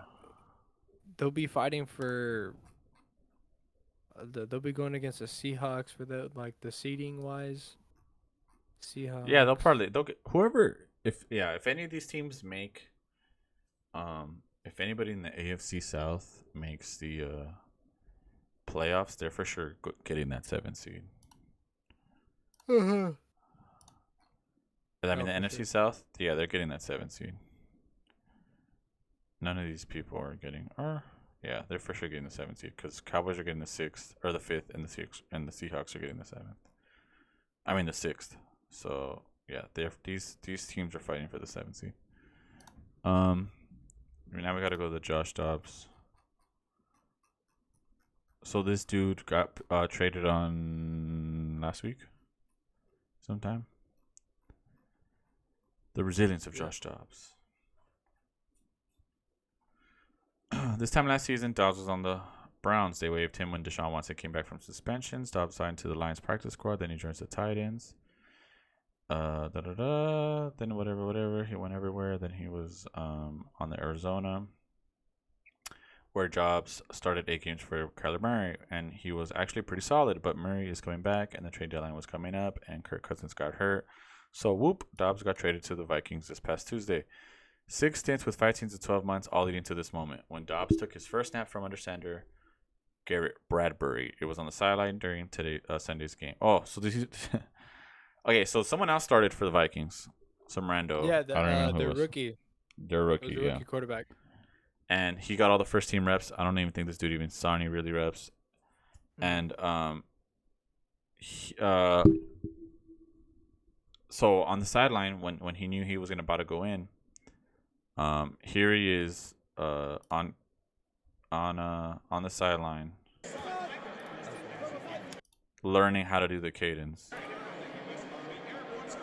figuring out with all the linemen how they're gonna figure out how to fucking hack the ball, because they don't know how to hack the ball, which is probably like the most important thing as quarterback. Yeah, is or for the knowing how to whole- hack the ball. For the whole O-line too, though, just avoiding Yeah. penalties. Yeah. No false starts, all that shit. Yeah. So yeah, the cadence is absurd. So then they asked the head coach about all this.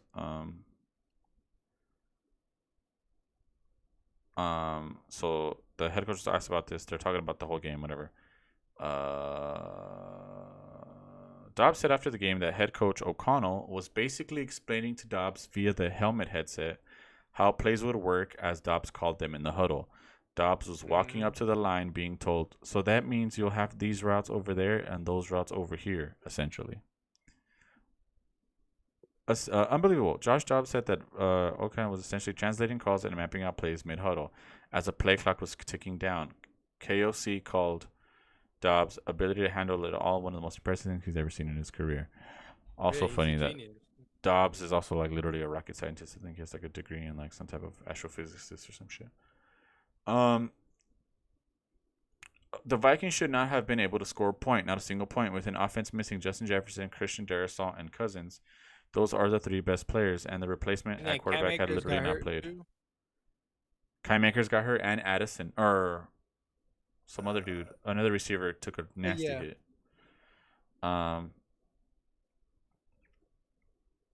Dobbs is a testament to what's sticking in the league and grinding out the bottom. No, whatever, what a sick ass story. Anyway, he didn't even go into like the actual game. He fucking scrambled for some first downs, and he threw some fucking throws. He threw throws, and they were fucking sick. I gotta find the.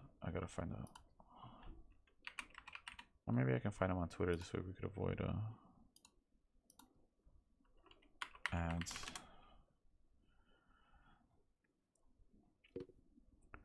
I'm looking into buying stuff for Black Friday. And I want to get another monitor because I would like to have one. And anyway, I saw that if I buy this certain one at Best Buy, they give me 3 months of YouTube Premium for free.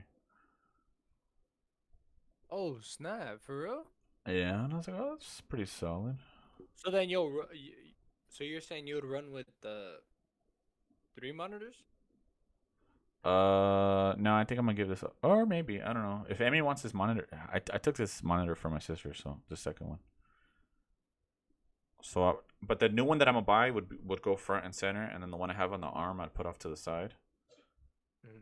And then this smallest one that I have, which is like a 21-inch. I'd probably keep maybe I will put it off to the side. I don't know. But it does make me feel cool when I like look off to all my monitors. Like I feel like I got important shit going on. You know what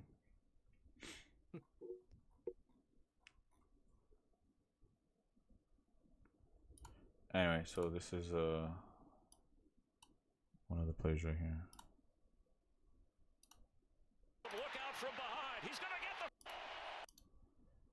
So the game had me going back and forth all game.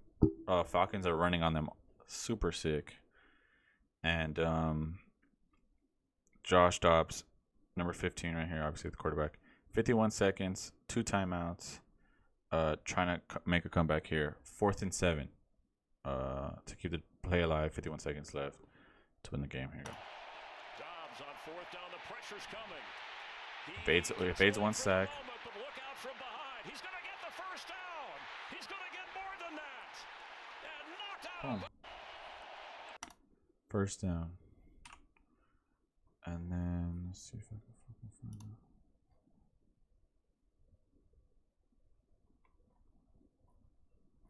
Come on, give me the touchdown catch, please.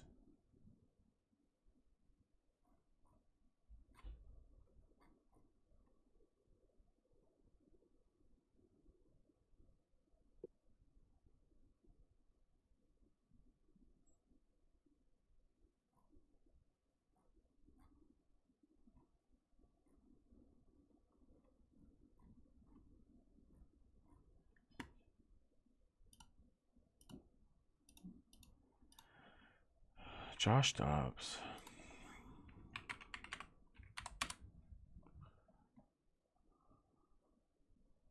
You watch NFL Good Morning or something like that? Or Good Morning NFL or something like that? It's on the NFL Network. It's pretty good. I like it. Okay, hold on. The ad's playing, so I gotta wait for this shit to play out now.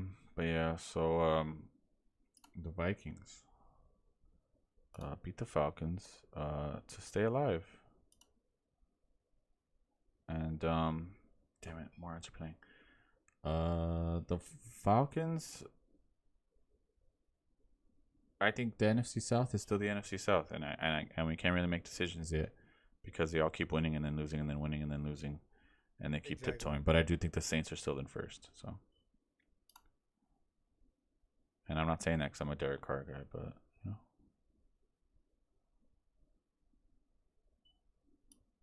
Okay, here we go.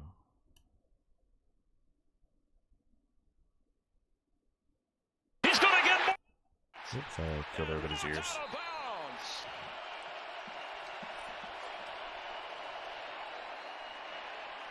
Hawkinson hit, hangs on. 3rd and 4. Time. Touchdown. Yeah, standing in the pocket like that. Yeah. Everything's. He didn't like him, so he comes back to the slot. Here you see Powell just whipping outside. Touchdown. He fakes the inside Wins the cutting game. route, and Dobbs coming all the way back to the opposite side that he started looking at. Well, he says he played. That's crazy. So, And the fact that a few weeks ago, a lot of people when we looked at the percentages of or the odds for coaches being fired, we had wow, O'Connell was up. O'Connell was up on that list, Yeah, he was. I forgot about that. and look what he's been able to do since. Oh well, fuck, dude. Speak of the devil, they play the Saints next, so this will be perfect to see.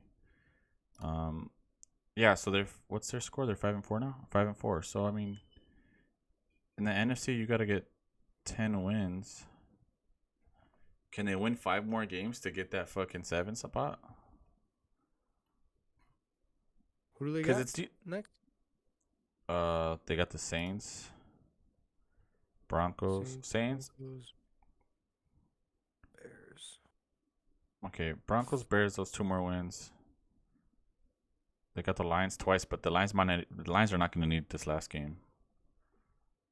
And they got the Packers. So if they could, so they beat these last 2. They beat the Broncos and beat the Bears. They just have to beat the Saints, Raiders, or Bengals. If they beat the Saints, if they beat the Saints next week, they're super set. Like that's a lot. Yeah, that it makes it a lot easier for them. Super easier, yeah. For sure. And if not, then they get a chance. Then if they lose this game, then they have to win the next 3, I think. Because you're probably not going to beat the Bengals, and the Lions are going to work you Christmas Eve, but they're probably not even going to play. Yeah. So I don't know. I do we can put them in frisky. Yeah. Probably sure. They're way friskier than these 2 teams. Yeah. Because let me see. Texans are what, 4-4? Yeah, they're doing way better. The Browns won. How did we have this last week? Let's just do the. Oh, we had Browns and Steelers in frisky. The Ravens and Bengals were Ravens and Bengals.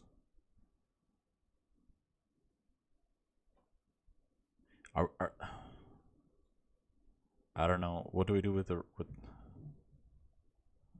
I feel like we should have a AFC North, because Ravens are probably division winners, and we should just change this to AFC North. Yeah, I'm cool with that. Yeah.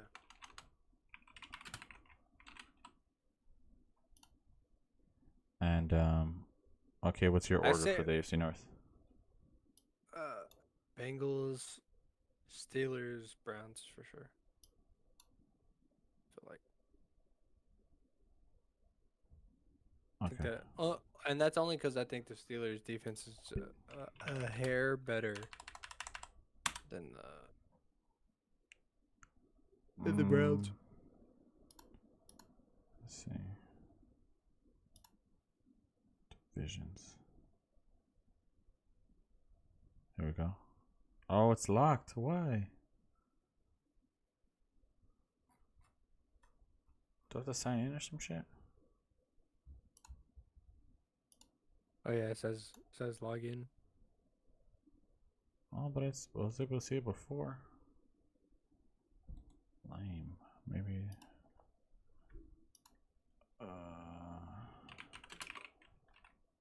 FanDuel.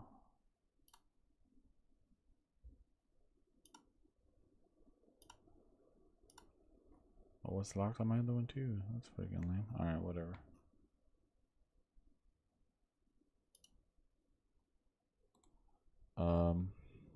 Is there another sports book? I'll just put sports book.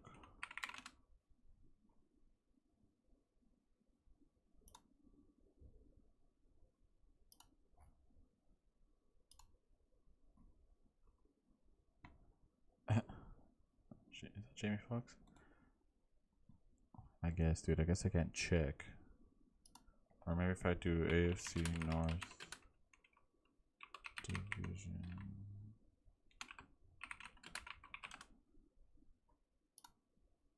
Here we go.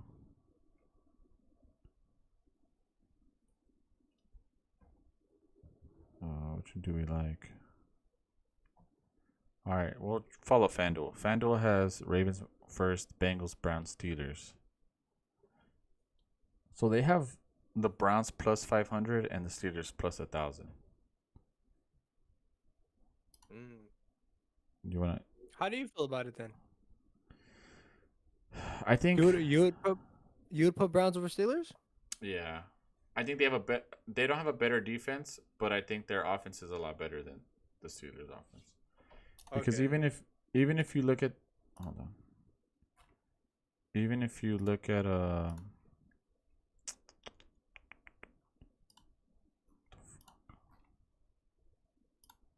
let's just look at this way. 26. Oh, they beat the Browns. That's hilarious. 23, 6, 17, 24, 10, 20. They play the Packers. Packers, Cards. I mean, fuck, but they do have more games. I just think the Browns have more. Even with PJ Walker, I think they just give out way more offense. 24, 26, 27, 28, 19, 39 with PJ Walker. 20, 27 against the Cardinals. I think I have more confidence in the Browns as a collective than I do the boring ass Steelers in their boring ass games. Yeah, fair enough. I'm mad at that. All right, so now we settled that. The Colts, where do we have them? We had them at cross off, right? Cross off, right? Yeah. The Lions had a bye week, right? Division winner. Division winner. I think these two are more. How do we have it? Yeah. That makes more sense. The Packers cross Jags. off, tanking. I think we just throw the Jags in division winner too. Division winner. The Titans cross off. Or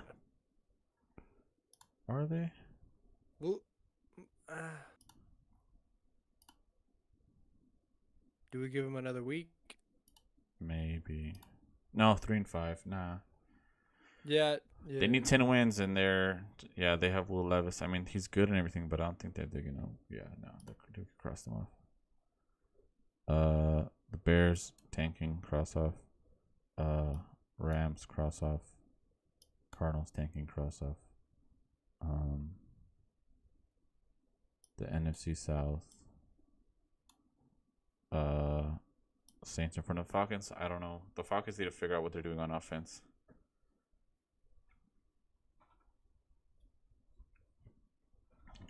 They're so hit or miss. All those teams in that division are just so hit or miss. Yeah. It's like actually annoying. Falcons play the Cardinals though. So, but Kyler Murray will be back. And then they play the Saints. So, if they win this game,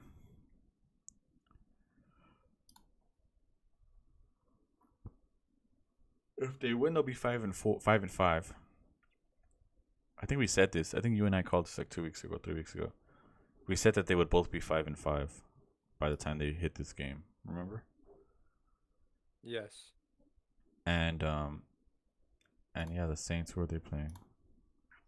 They're playing the Vikings. So they could easily lose to the Vikings. Yeah. So we'll see, but I do think the Saints have an advantage if they win next week and then win again. So yeah, we'll leave it this way. Let's see how much different we have it.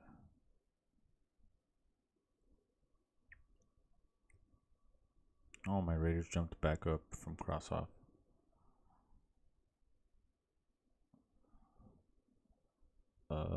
Free to ski, we got Vikings in there.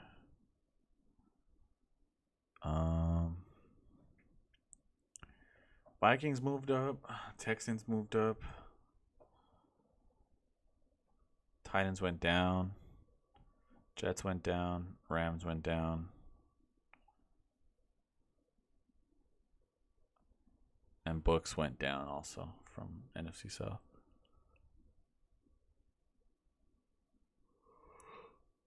That Ravens Bengals category really didn't need to happen. I think the Ravens proved that they're the better team For sure. in that division. It looks like we had a lot of teams slide out of that. I don't know. Yeah, a lot of teams. Yeah, I think at this halfway in the season, we're like, we should know by now. Now that we're halfway through, what's what? Let me rename.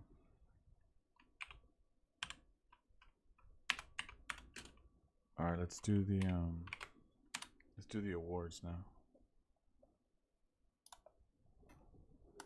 Best team, first half.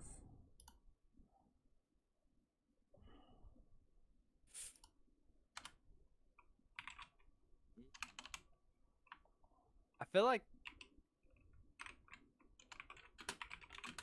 that's tough.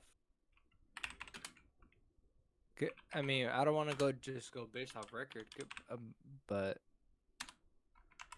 I think I think it you have feels to that give then it we to would the. be looking at the Eagles, but no, I think- don't think so. You don't think it's the Eagles? Eagles, Chiefs. It's between Eagles or Chiefs, right? Yeah. I think the Eagles would beat the. Okay, how do you feel about the Super Bowl last year? It was a great game. I think the Eagles could have won. The Eagles were right there. It wasn't like they were outmatched in any way or anything like that. Did you think that the? Let's see if I can find an article on this. Super Bowl sod gate.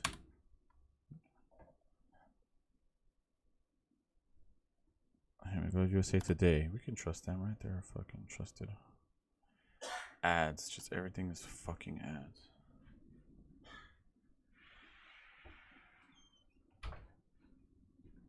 Clear view of your fingertips.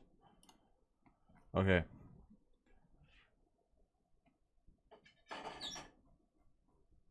What the fuck is the article? It said in the thing. Where'd it go? Here we go.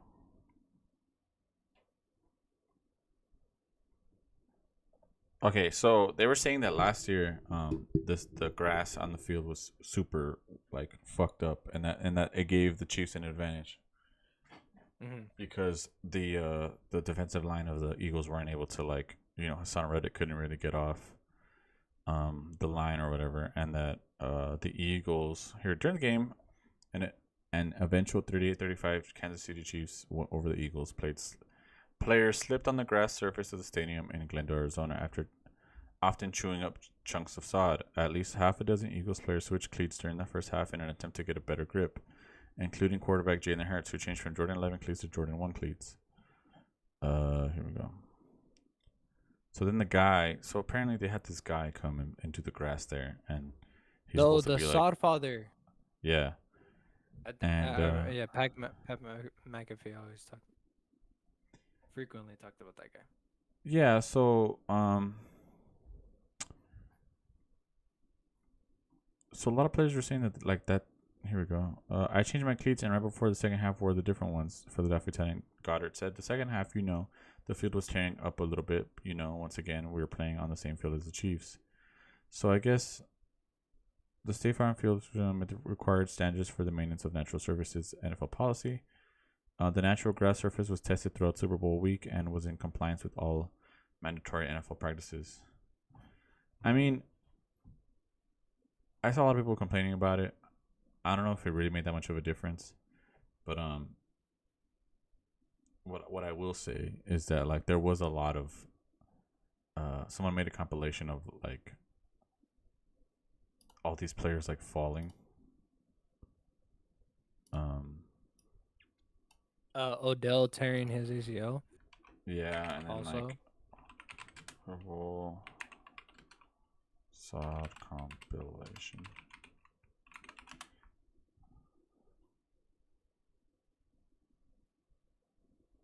Here we go.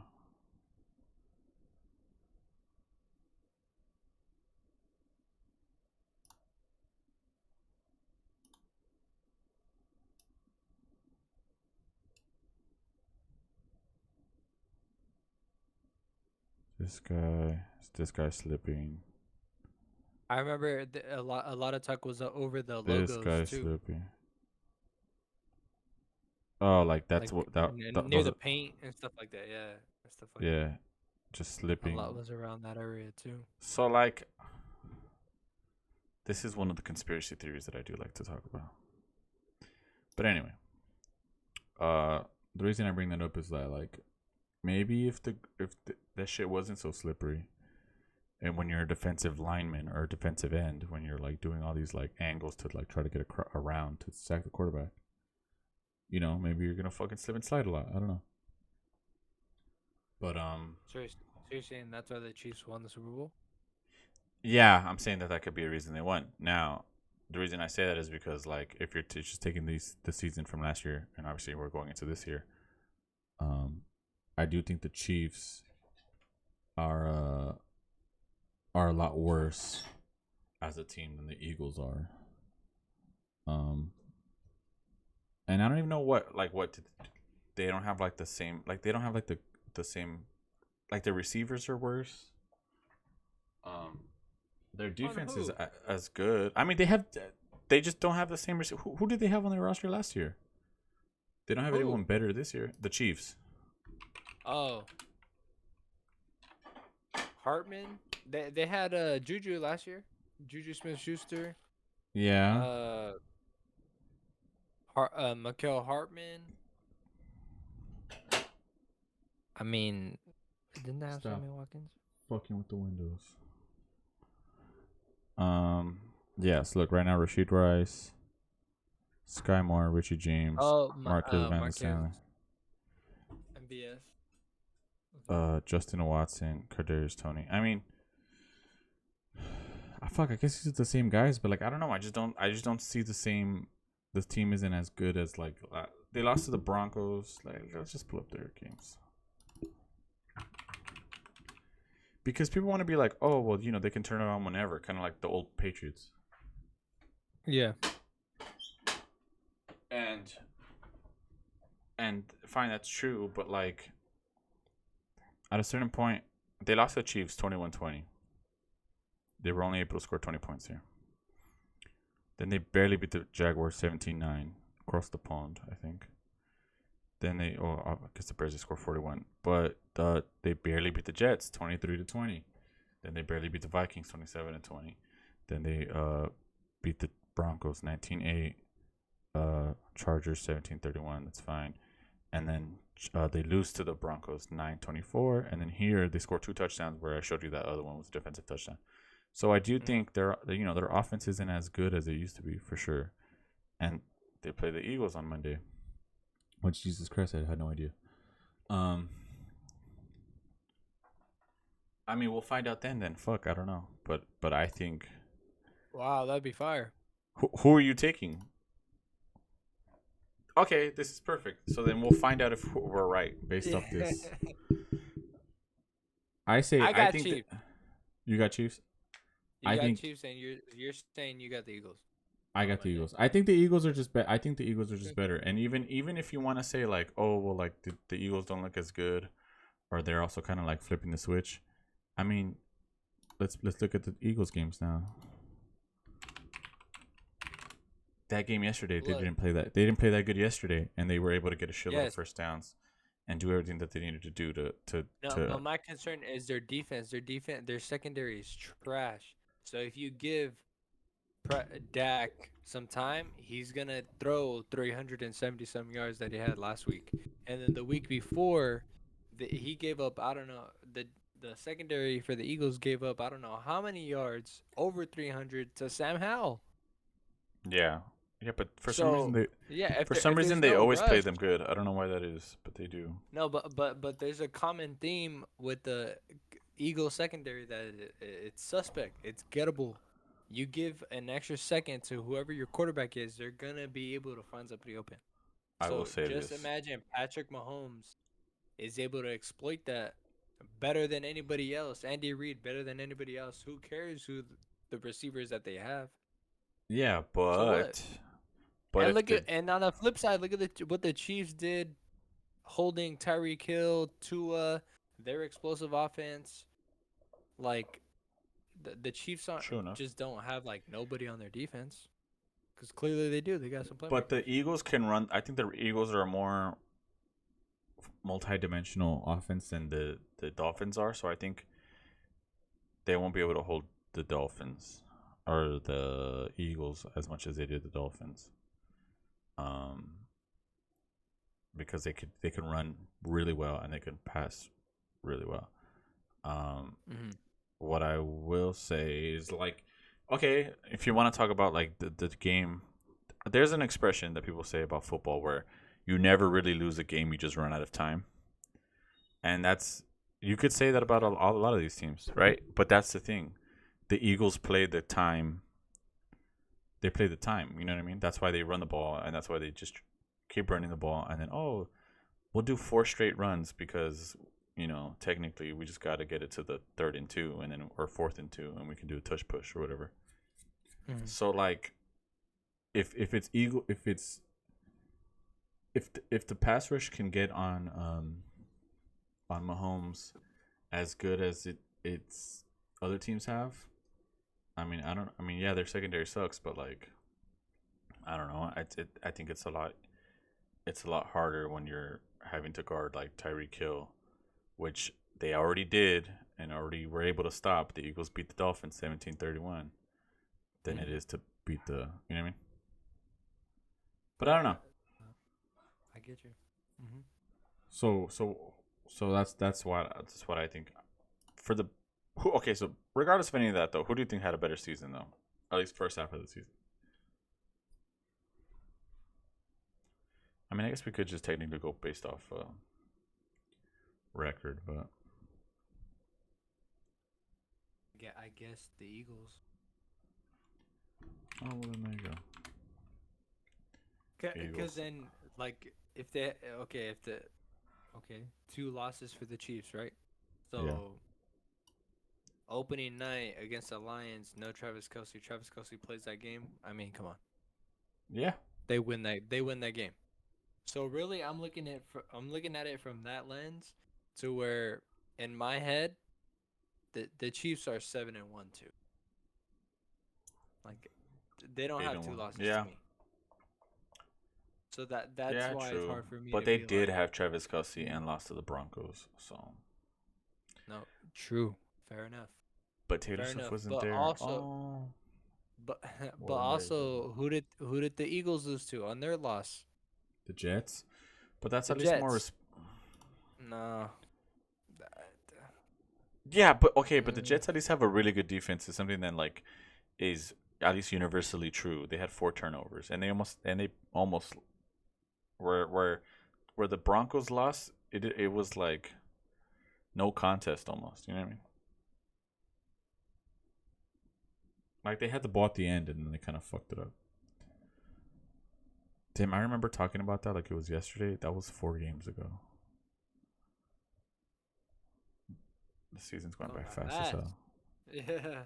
I remember specifically pulling up the thing and then like talking about each play, like reading the play. Okay, MVP then. Who do you got MVP?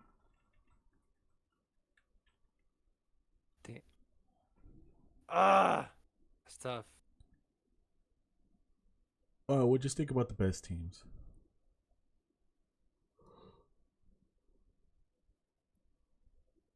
Because the first person that comes to my head is Lamar Jackson. I'm sorry, but that's. I mean, I would say Tyreek Hill. Really, receiver winning MVP? Yeah. Right now? You think? What Hell no! Never mind. What are his stats? 9 touchdowns, 3 interceptions.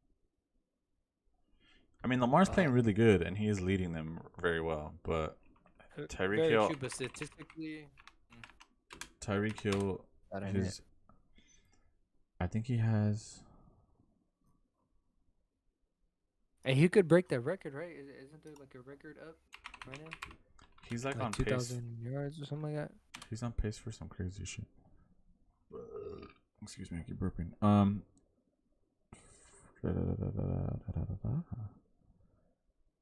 This thing doesn't give me like a whole.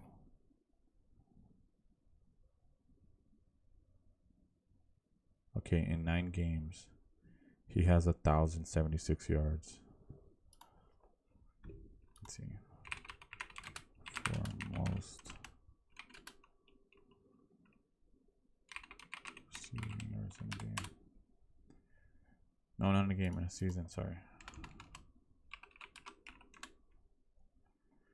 Megatron set the single season receiving yards record of 1964 in 2012. No one really came close to touching that mark until 2021 when Cooper Kupp finished the season 18 seasons shy. Okay, what I will point out is that this was in 17 games, not in 18 games. Or in 16 games, not in 17 games. Oh, yes. So that's even more, like, coveted. But regardless, let's go back to Tyreek Hill.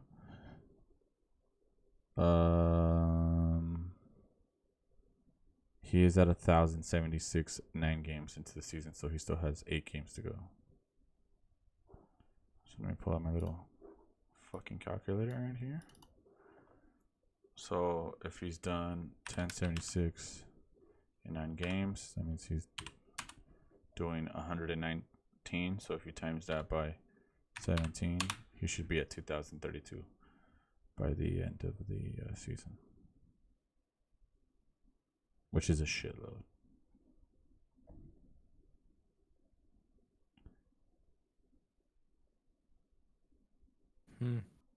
So I mean, I would say this is the reason I would also give him MVP is because I do think that he's the reason their offense is so good. And why they won so many games. You know what I mean? Decoy wise, I mean, literally the stats that I'm pulling up right now. And it opens up the whole offense 100%. And I know the Eagles aren't like super good, but like they're at least the 5th seed right now. Or well, they're the 1st seed. They're the 4th seed, 2nd seed, 4th seed. Yeah, because Chiefs, Ravens, Jags, and then Dolphins. If not him, I do say Lamar Jackson. Because who else is like good? Mahomes. We could give it to Mahomes every year though. I know. Hurts. I don't think Hurts has been playing that good. I think that's more of like a group effort thing. Okay, the MVP, tush push. Let's give Jason the tush Kelce. push. Can we give it? Yeah. Should we just give it to Jason Kelce? I feel like that's more. Literally, I wouldn't even be mad if we gave it to fucking the tush push play.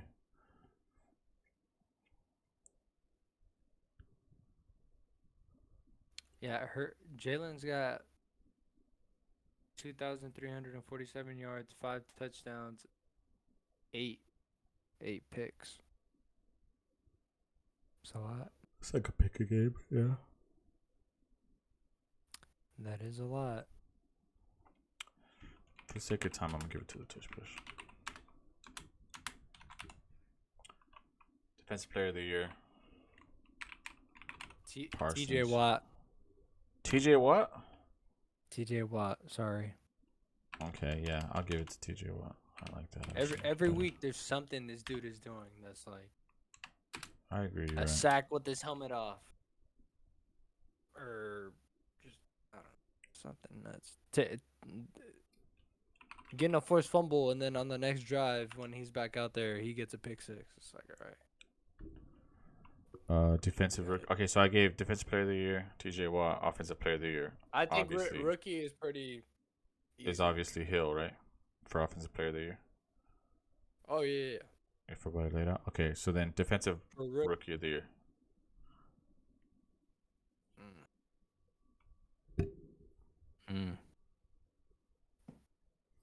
I don't even know who's a good Defensive Rookie of the Year.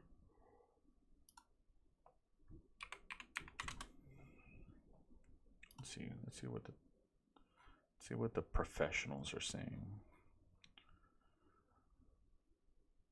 Oh, you know who has it right now? Jalen Carter, that dude from Oh yeah. That makes sense. I know who he is. Oh, or yeah, him.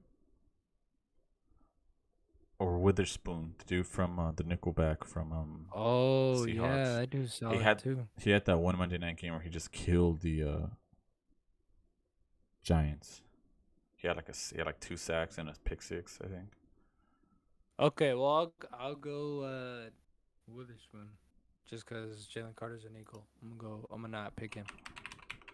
I'm down just because Witherspoon is funner. Who likes giving it to like a defensive lineman? Ew. And then yeah, Stroud is gonna be the one. Yeah, CJ's a lot. The That's sleeper team. Right there.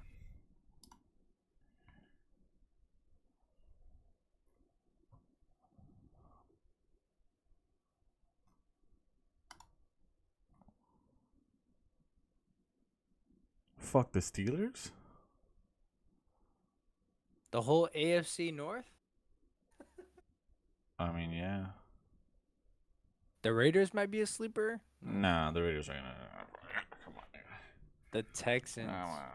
Nah, that's not Maybe? sleeper enough. They're not doing good enough. Really?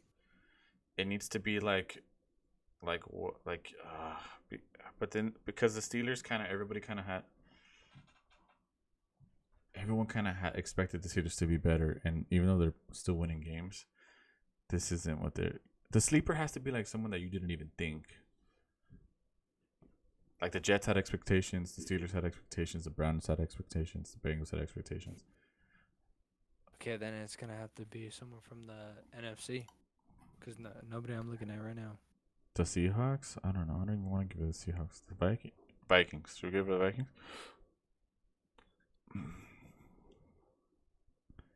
Or the Falcons? The Lions. Did we really think the Lions were gonna be only gonna have 2 losses right now?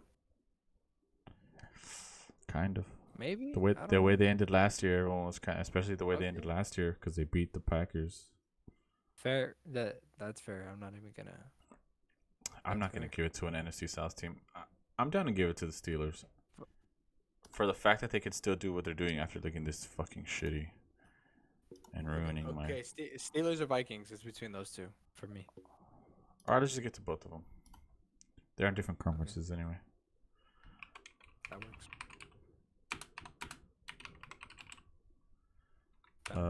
Letdown team / player. The Steelers. Honestly, they're also a letdown. They're like the sleeper letdown. I fucking hate them so much.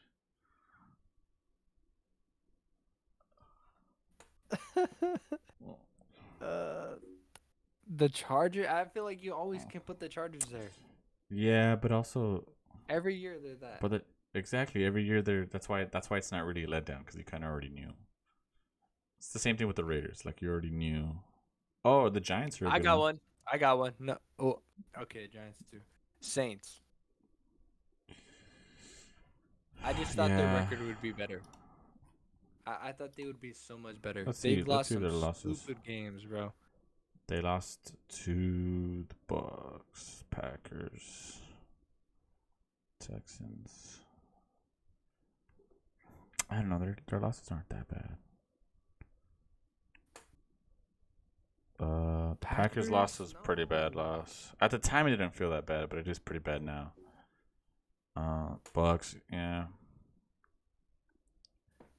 The Texans doesn't seem so bad. There has to be another team that was worse. Who'd you say? The Giants for sure got to be that. Giants got to be it then. Yeah.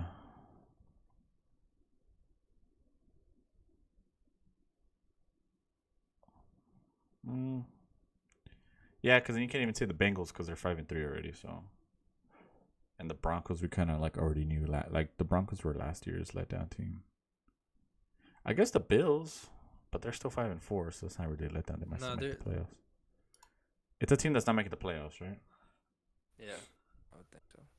If we refer to our chart. Yeah. I think it has to be the Giants because they were in the playoffs last year. Yeah, they had some expectation too. Yeah, they did because they made the playoffs. What about player?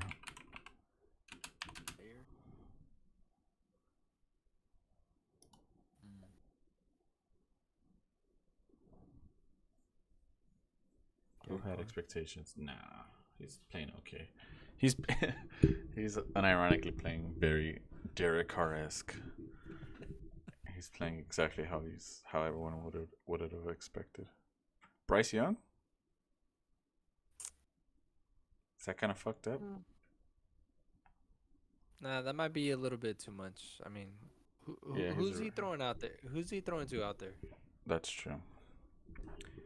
Rams? No, the Rams didn't have any expectations. See, if the Rams were like 6-3 or 5-3, they would have been a perfect sleeper team. But no. How about from the AFC? Player? Yeah, player. Aaron Rodgers? Maybe? Yeah, it's not as full. Dude, I feel like they only get primetime games so that they could just show Aaron Rodgers throwing the football. It's like, I get that he's like, or whatever, but it's like, is he supposed to be doing that already?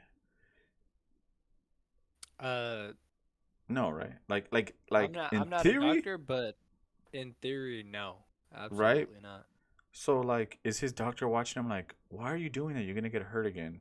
Meanwhile, everyone's like, oh my God, I can't believe he's throwing already. Where, in reality, all, like, his doctors, his surgeons, like, what the fuck? Why are you doing that? You're going to get hurt.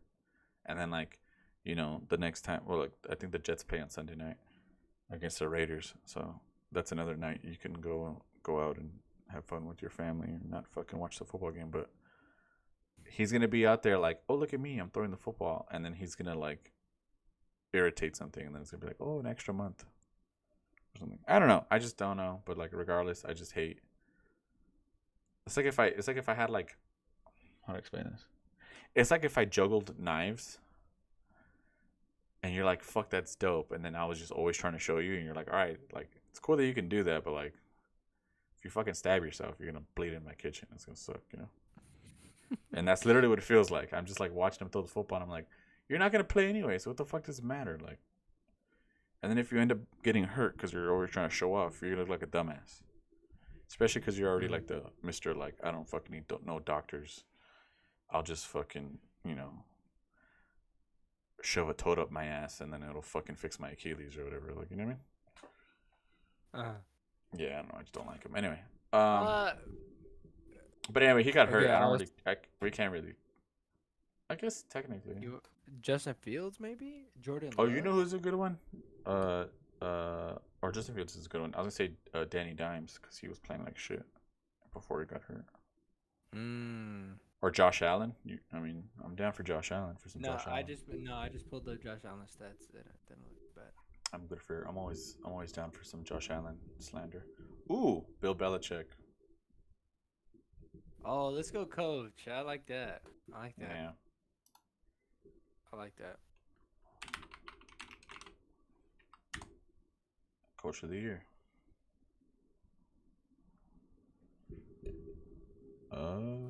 McDaniels.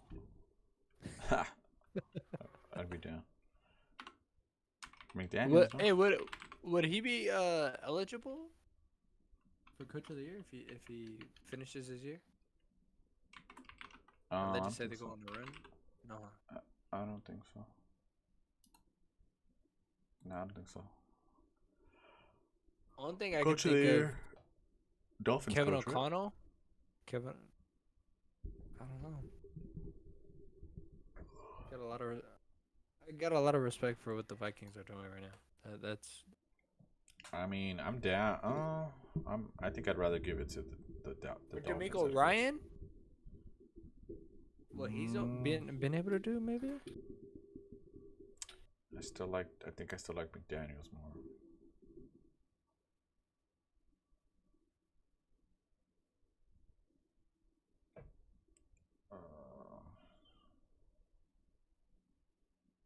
I mean, Mike Tomlin.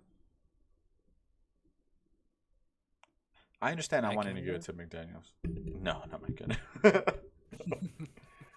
He's like, look how shitty how shitty.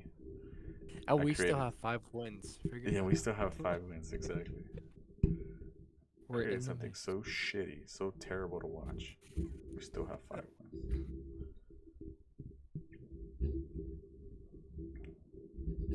I don't know. I like Tomlin. I like McDaniels. I don't really want to give it to Soriani or Shanahan. Pete Carroll? Dan Campbell. Oh, Dan. Yeah, let's give it to Dan Campbell. Is it Campbell? Yeah.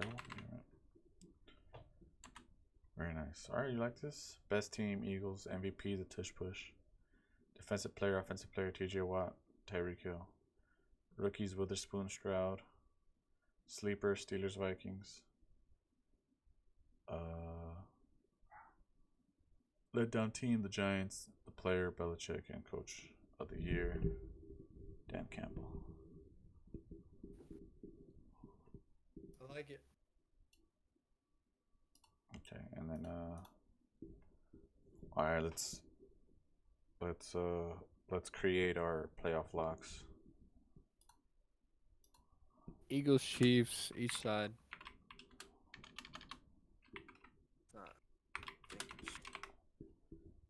I'm done for Eagles here. Are you sure? Chiefs first.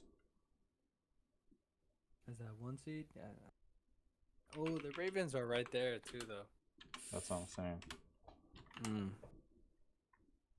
I think when it comes down to it, I'll take Pat and Andy Reid. Okay, fair enough. So we'll put Ravens next. Ravens, yeah.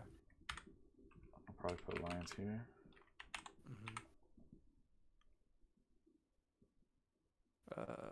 Dolphins? Right. No. It's Jags. Jags or Dolphins? Jags. That's right. You got Jags more or Dolphins more? Dolphins. So Dolphins third? Yeah. And then Jags? What do you got here? Eagles, Lions. I mean, Lions might actually not be second. Because unless NFC West, you think that Niners could be second? I'm just Roman well. came This is back. just this is that mid-season. We going so we think it's No, I'm saying we have to. I'm saying at the mid-season, let's predict the end of the season. Oh, okay. Like like from the here, Niners, then? let's try to predict. Yeah, how it's gonna end. Yeah. You think the Niners figure it out then? For that 2 seed? Let's see. Well, what's the Lions record? Or let's see who they got next. Chargers, Bears, Packers, Saints, Bears, Broncos. Oh, they have an easy ass schedule, man.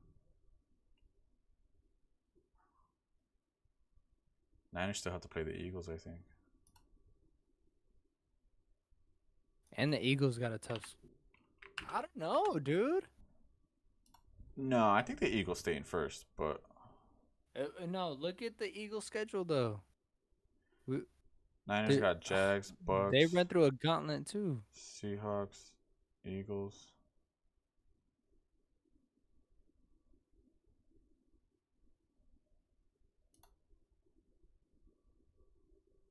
They play the Eagles. Okay, so then who do you got second then?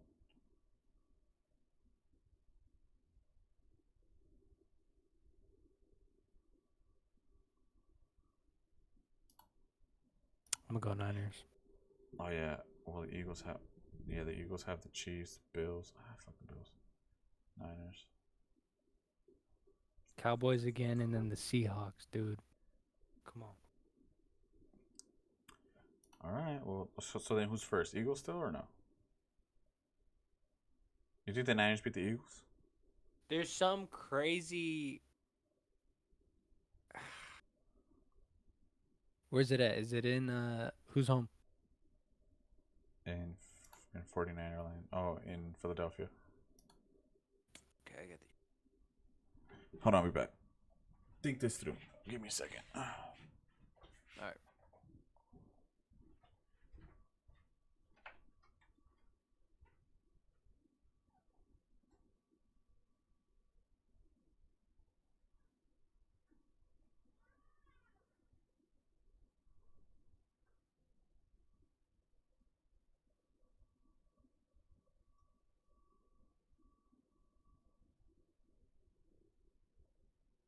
feel like there's some weird way the Cowboys can sneak into that #1 seed. Oh yeah, dude. Oh yeah, dude. I don't know. All right, look. This is a better way to do it. Because I feel like we're not gonna agree on this shit anyway.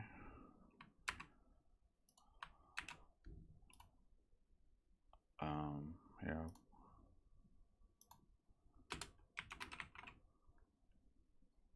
How do I?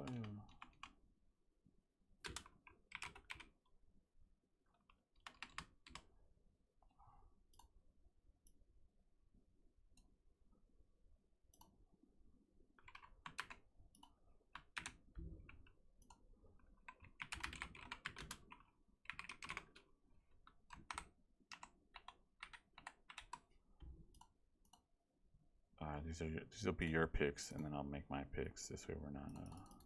Okay.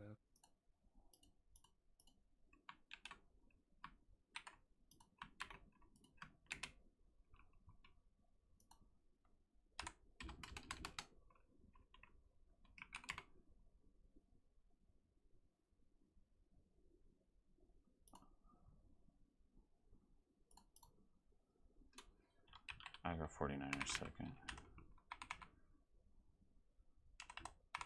No, I'll stick with Lions second, and then I'll go 49ers.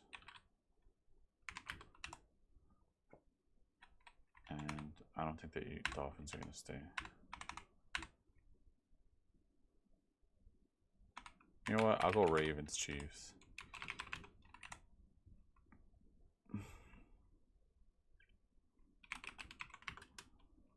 Oh no, Bengals can't even be third. I'll do Bengals fifth. I don't fucking cheat though, dude.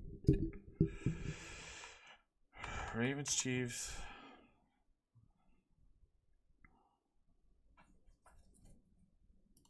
I think your team's locked into that fifth spot. You want me to put you at the fifth spot or? No, I'm looking. I'm looking.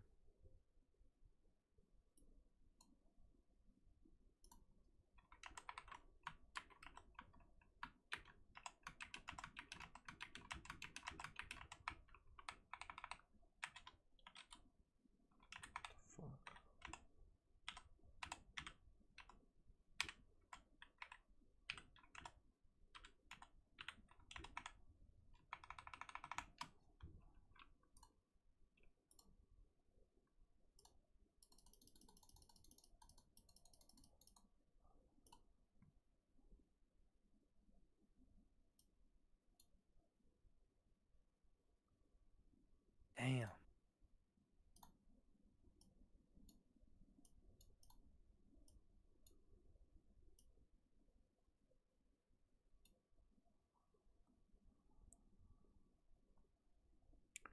Eagles, Lions, Niners.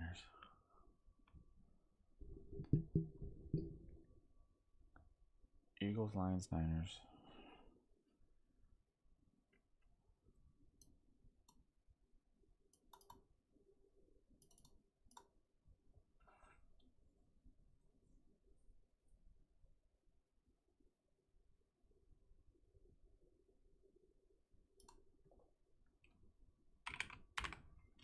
I got Hawks.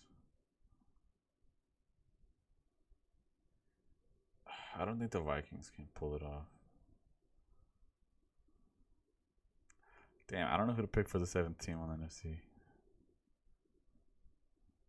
As it stands right now, it's the Vikings. Yeah.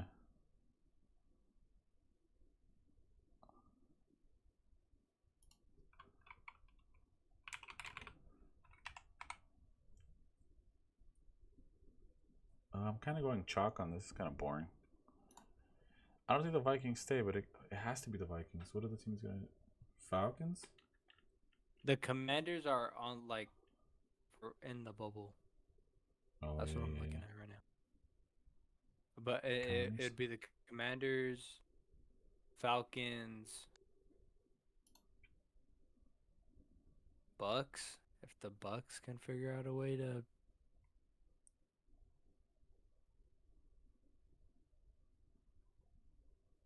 I'm gonna get wild with mine. I already know it. If the season ended today, the Bills would not make the playoffs. That's crazy. Who would Halfway be through in the it? season, the Bills would not be in it. Who would be in it instead? Oh, all the NFC North, huh? Yeah, Chiefs. Oh yeah, that's right. That's right.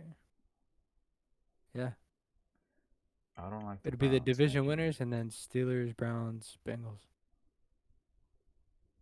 I don't know if I like the Jags here either. Mm.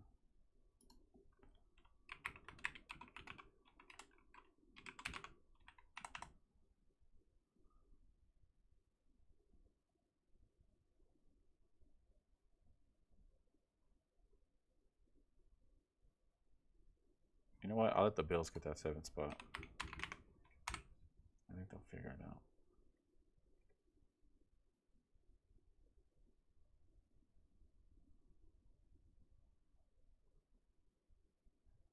Ah, I fucking hate this.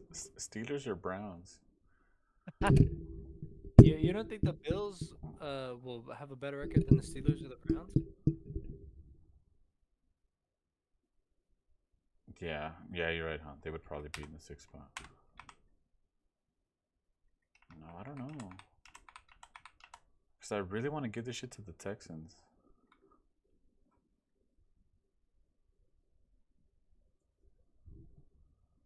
Well, technically the Texans are right behind the Bills in that when it comes to on the hunt. And they have like a way easier schedule. But at the end of the day, I do think CJ Stroud's really good, but I don't think he's. Come on. Playoff ready, or Yeah. make a run ready. Yeah. I don't know. Any changes you want me to make? You have in the AFC, you have Chiefs, Ravens, Dolphins, Jags. No, that's perfect right there.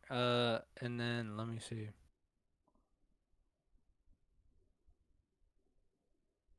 Jags.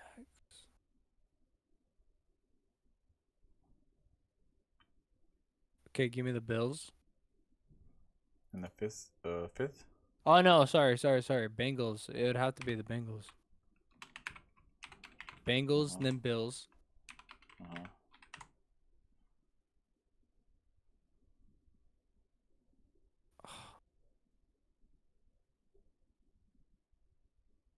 I don't know.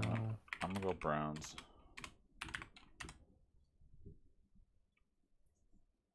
Fucking fool the Raiders. No, I'm just kidding.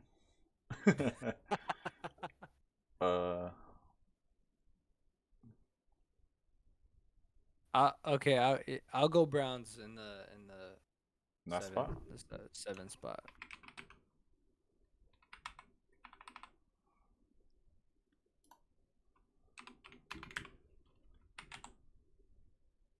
No. Yeah, the Bills are gonna make Okay. it the 7th spot.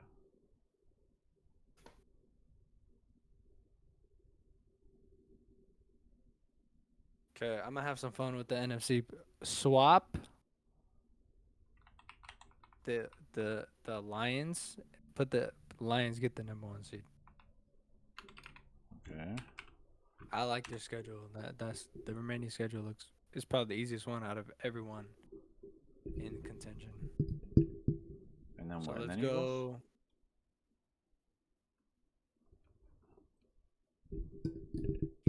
Give me the 49ers. The #2 seed. Uh-huh. Give me the Cowboys. #3 seed. We win the division. Alright, Dick. Okay, keep going. And then Saints because they have to win. Oh yeah, they have the same. Yes. So then Eagles in the 5th spot. Eagles. Uh-huh.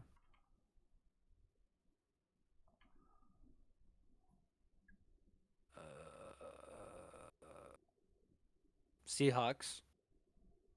Okay, we put the Hawks in there.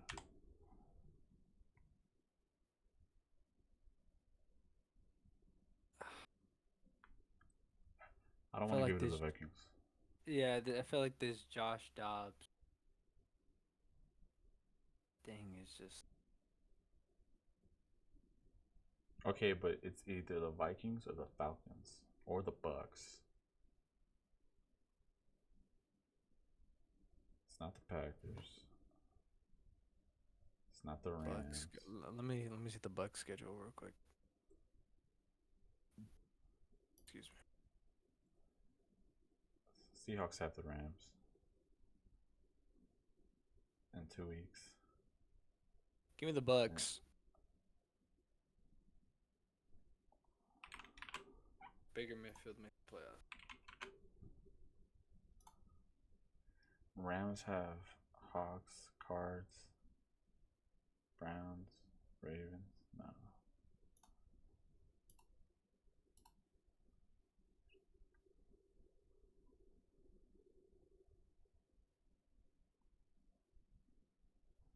Yeah, I like that. I like that. I just think that Eagles schedule is insane. And that's going to be tough to hold that number 1 seed, let alone the division. No, yeah, you're smoking that good shit.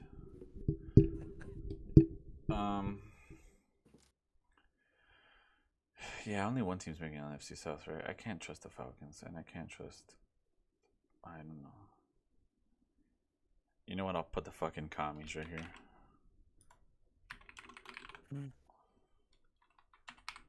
Eric Bieniemy. Who figured it out? They just need 5 wins, right? They got the Seahawks, the Giants.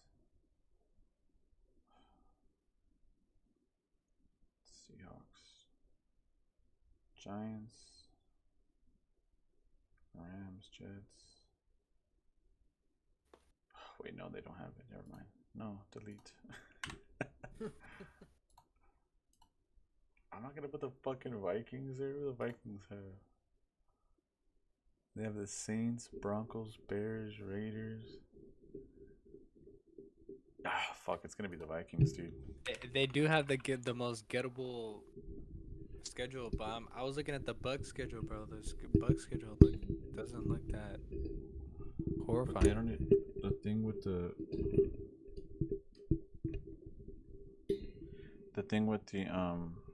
the Vikings is that they play the Lions the last game, and the Lions are already gonna have the fucking season wrapped up.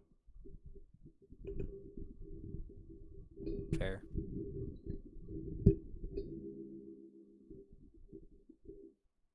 Fair.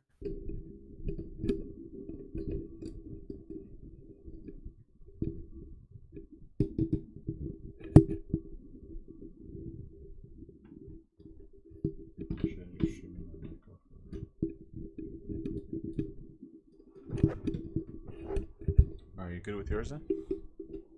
Yeah.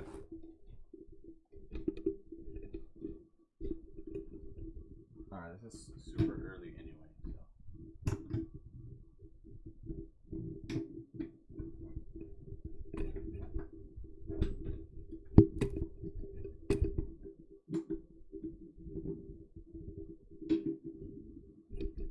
Oh my bad, my mic fell. Alright, I'm gonna save this then. Okay, to recap, you have Chiefs, Ravens, Dolphins, Jags, Bengals, Bills, Browns. I have Ravens, Chiefs. So we have the same Dolphins, but we have the 1 and 2 seed flipped. We both have Jags 4th. We both have Bengals. And then we have Browns and Bills flipped. And then you have, and then I have, you have Lions, Niners, Cowboys, Saints, Eagles, Hawks, Bucks. I have Eagles, Lions, Niners, Saints, Cowboys, Hawks, Vikings. Alright, well, this will be exciting. Another thing to keep up with. Alright, sick. Alright, dude. Did we get everything? Did I get to everything we're gonna do today? Let me see. We did the mid-season awards. Okay, cool. I think we did everything for today. Yeah. So we'll continue this shit on Wednesday. We'll do the picks and we'll do some NBA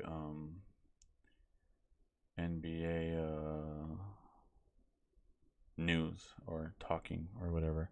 I only know much about the Lakers, so as far as, but we could talk about the trades and stuff.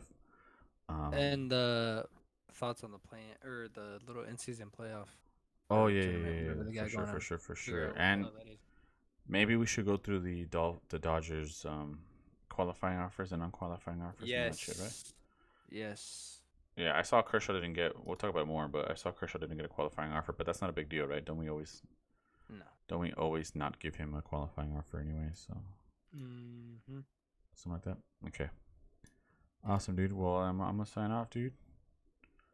Later.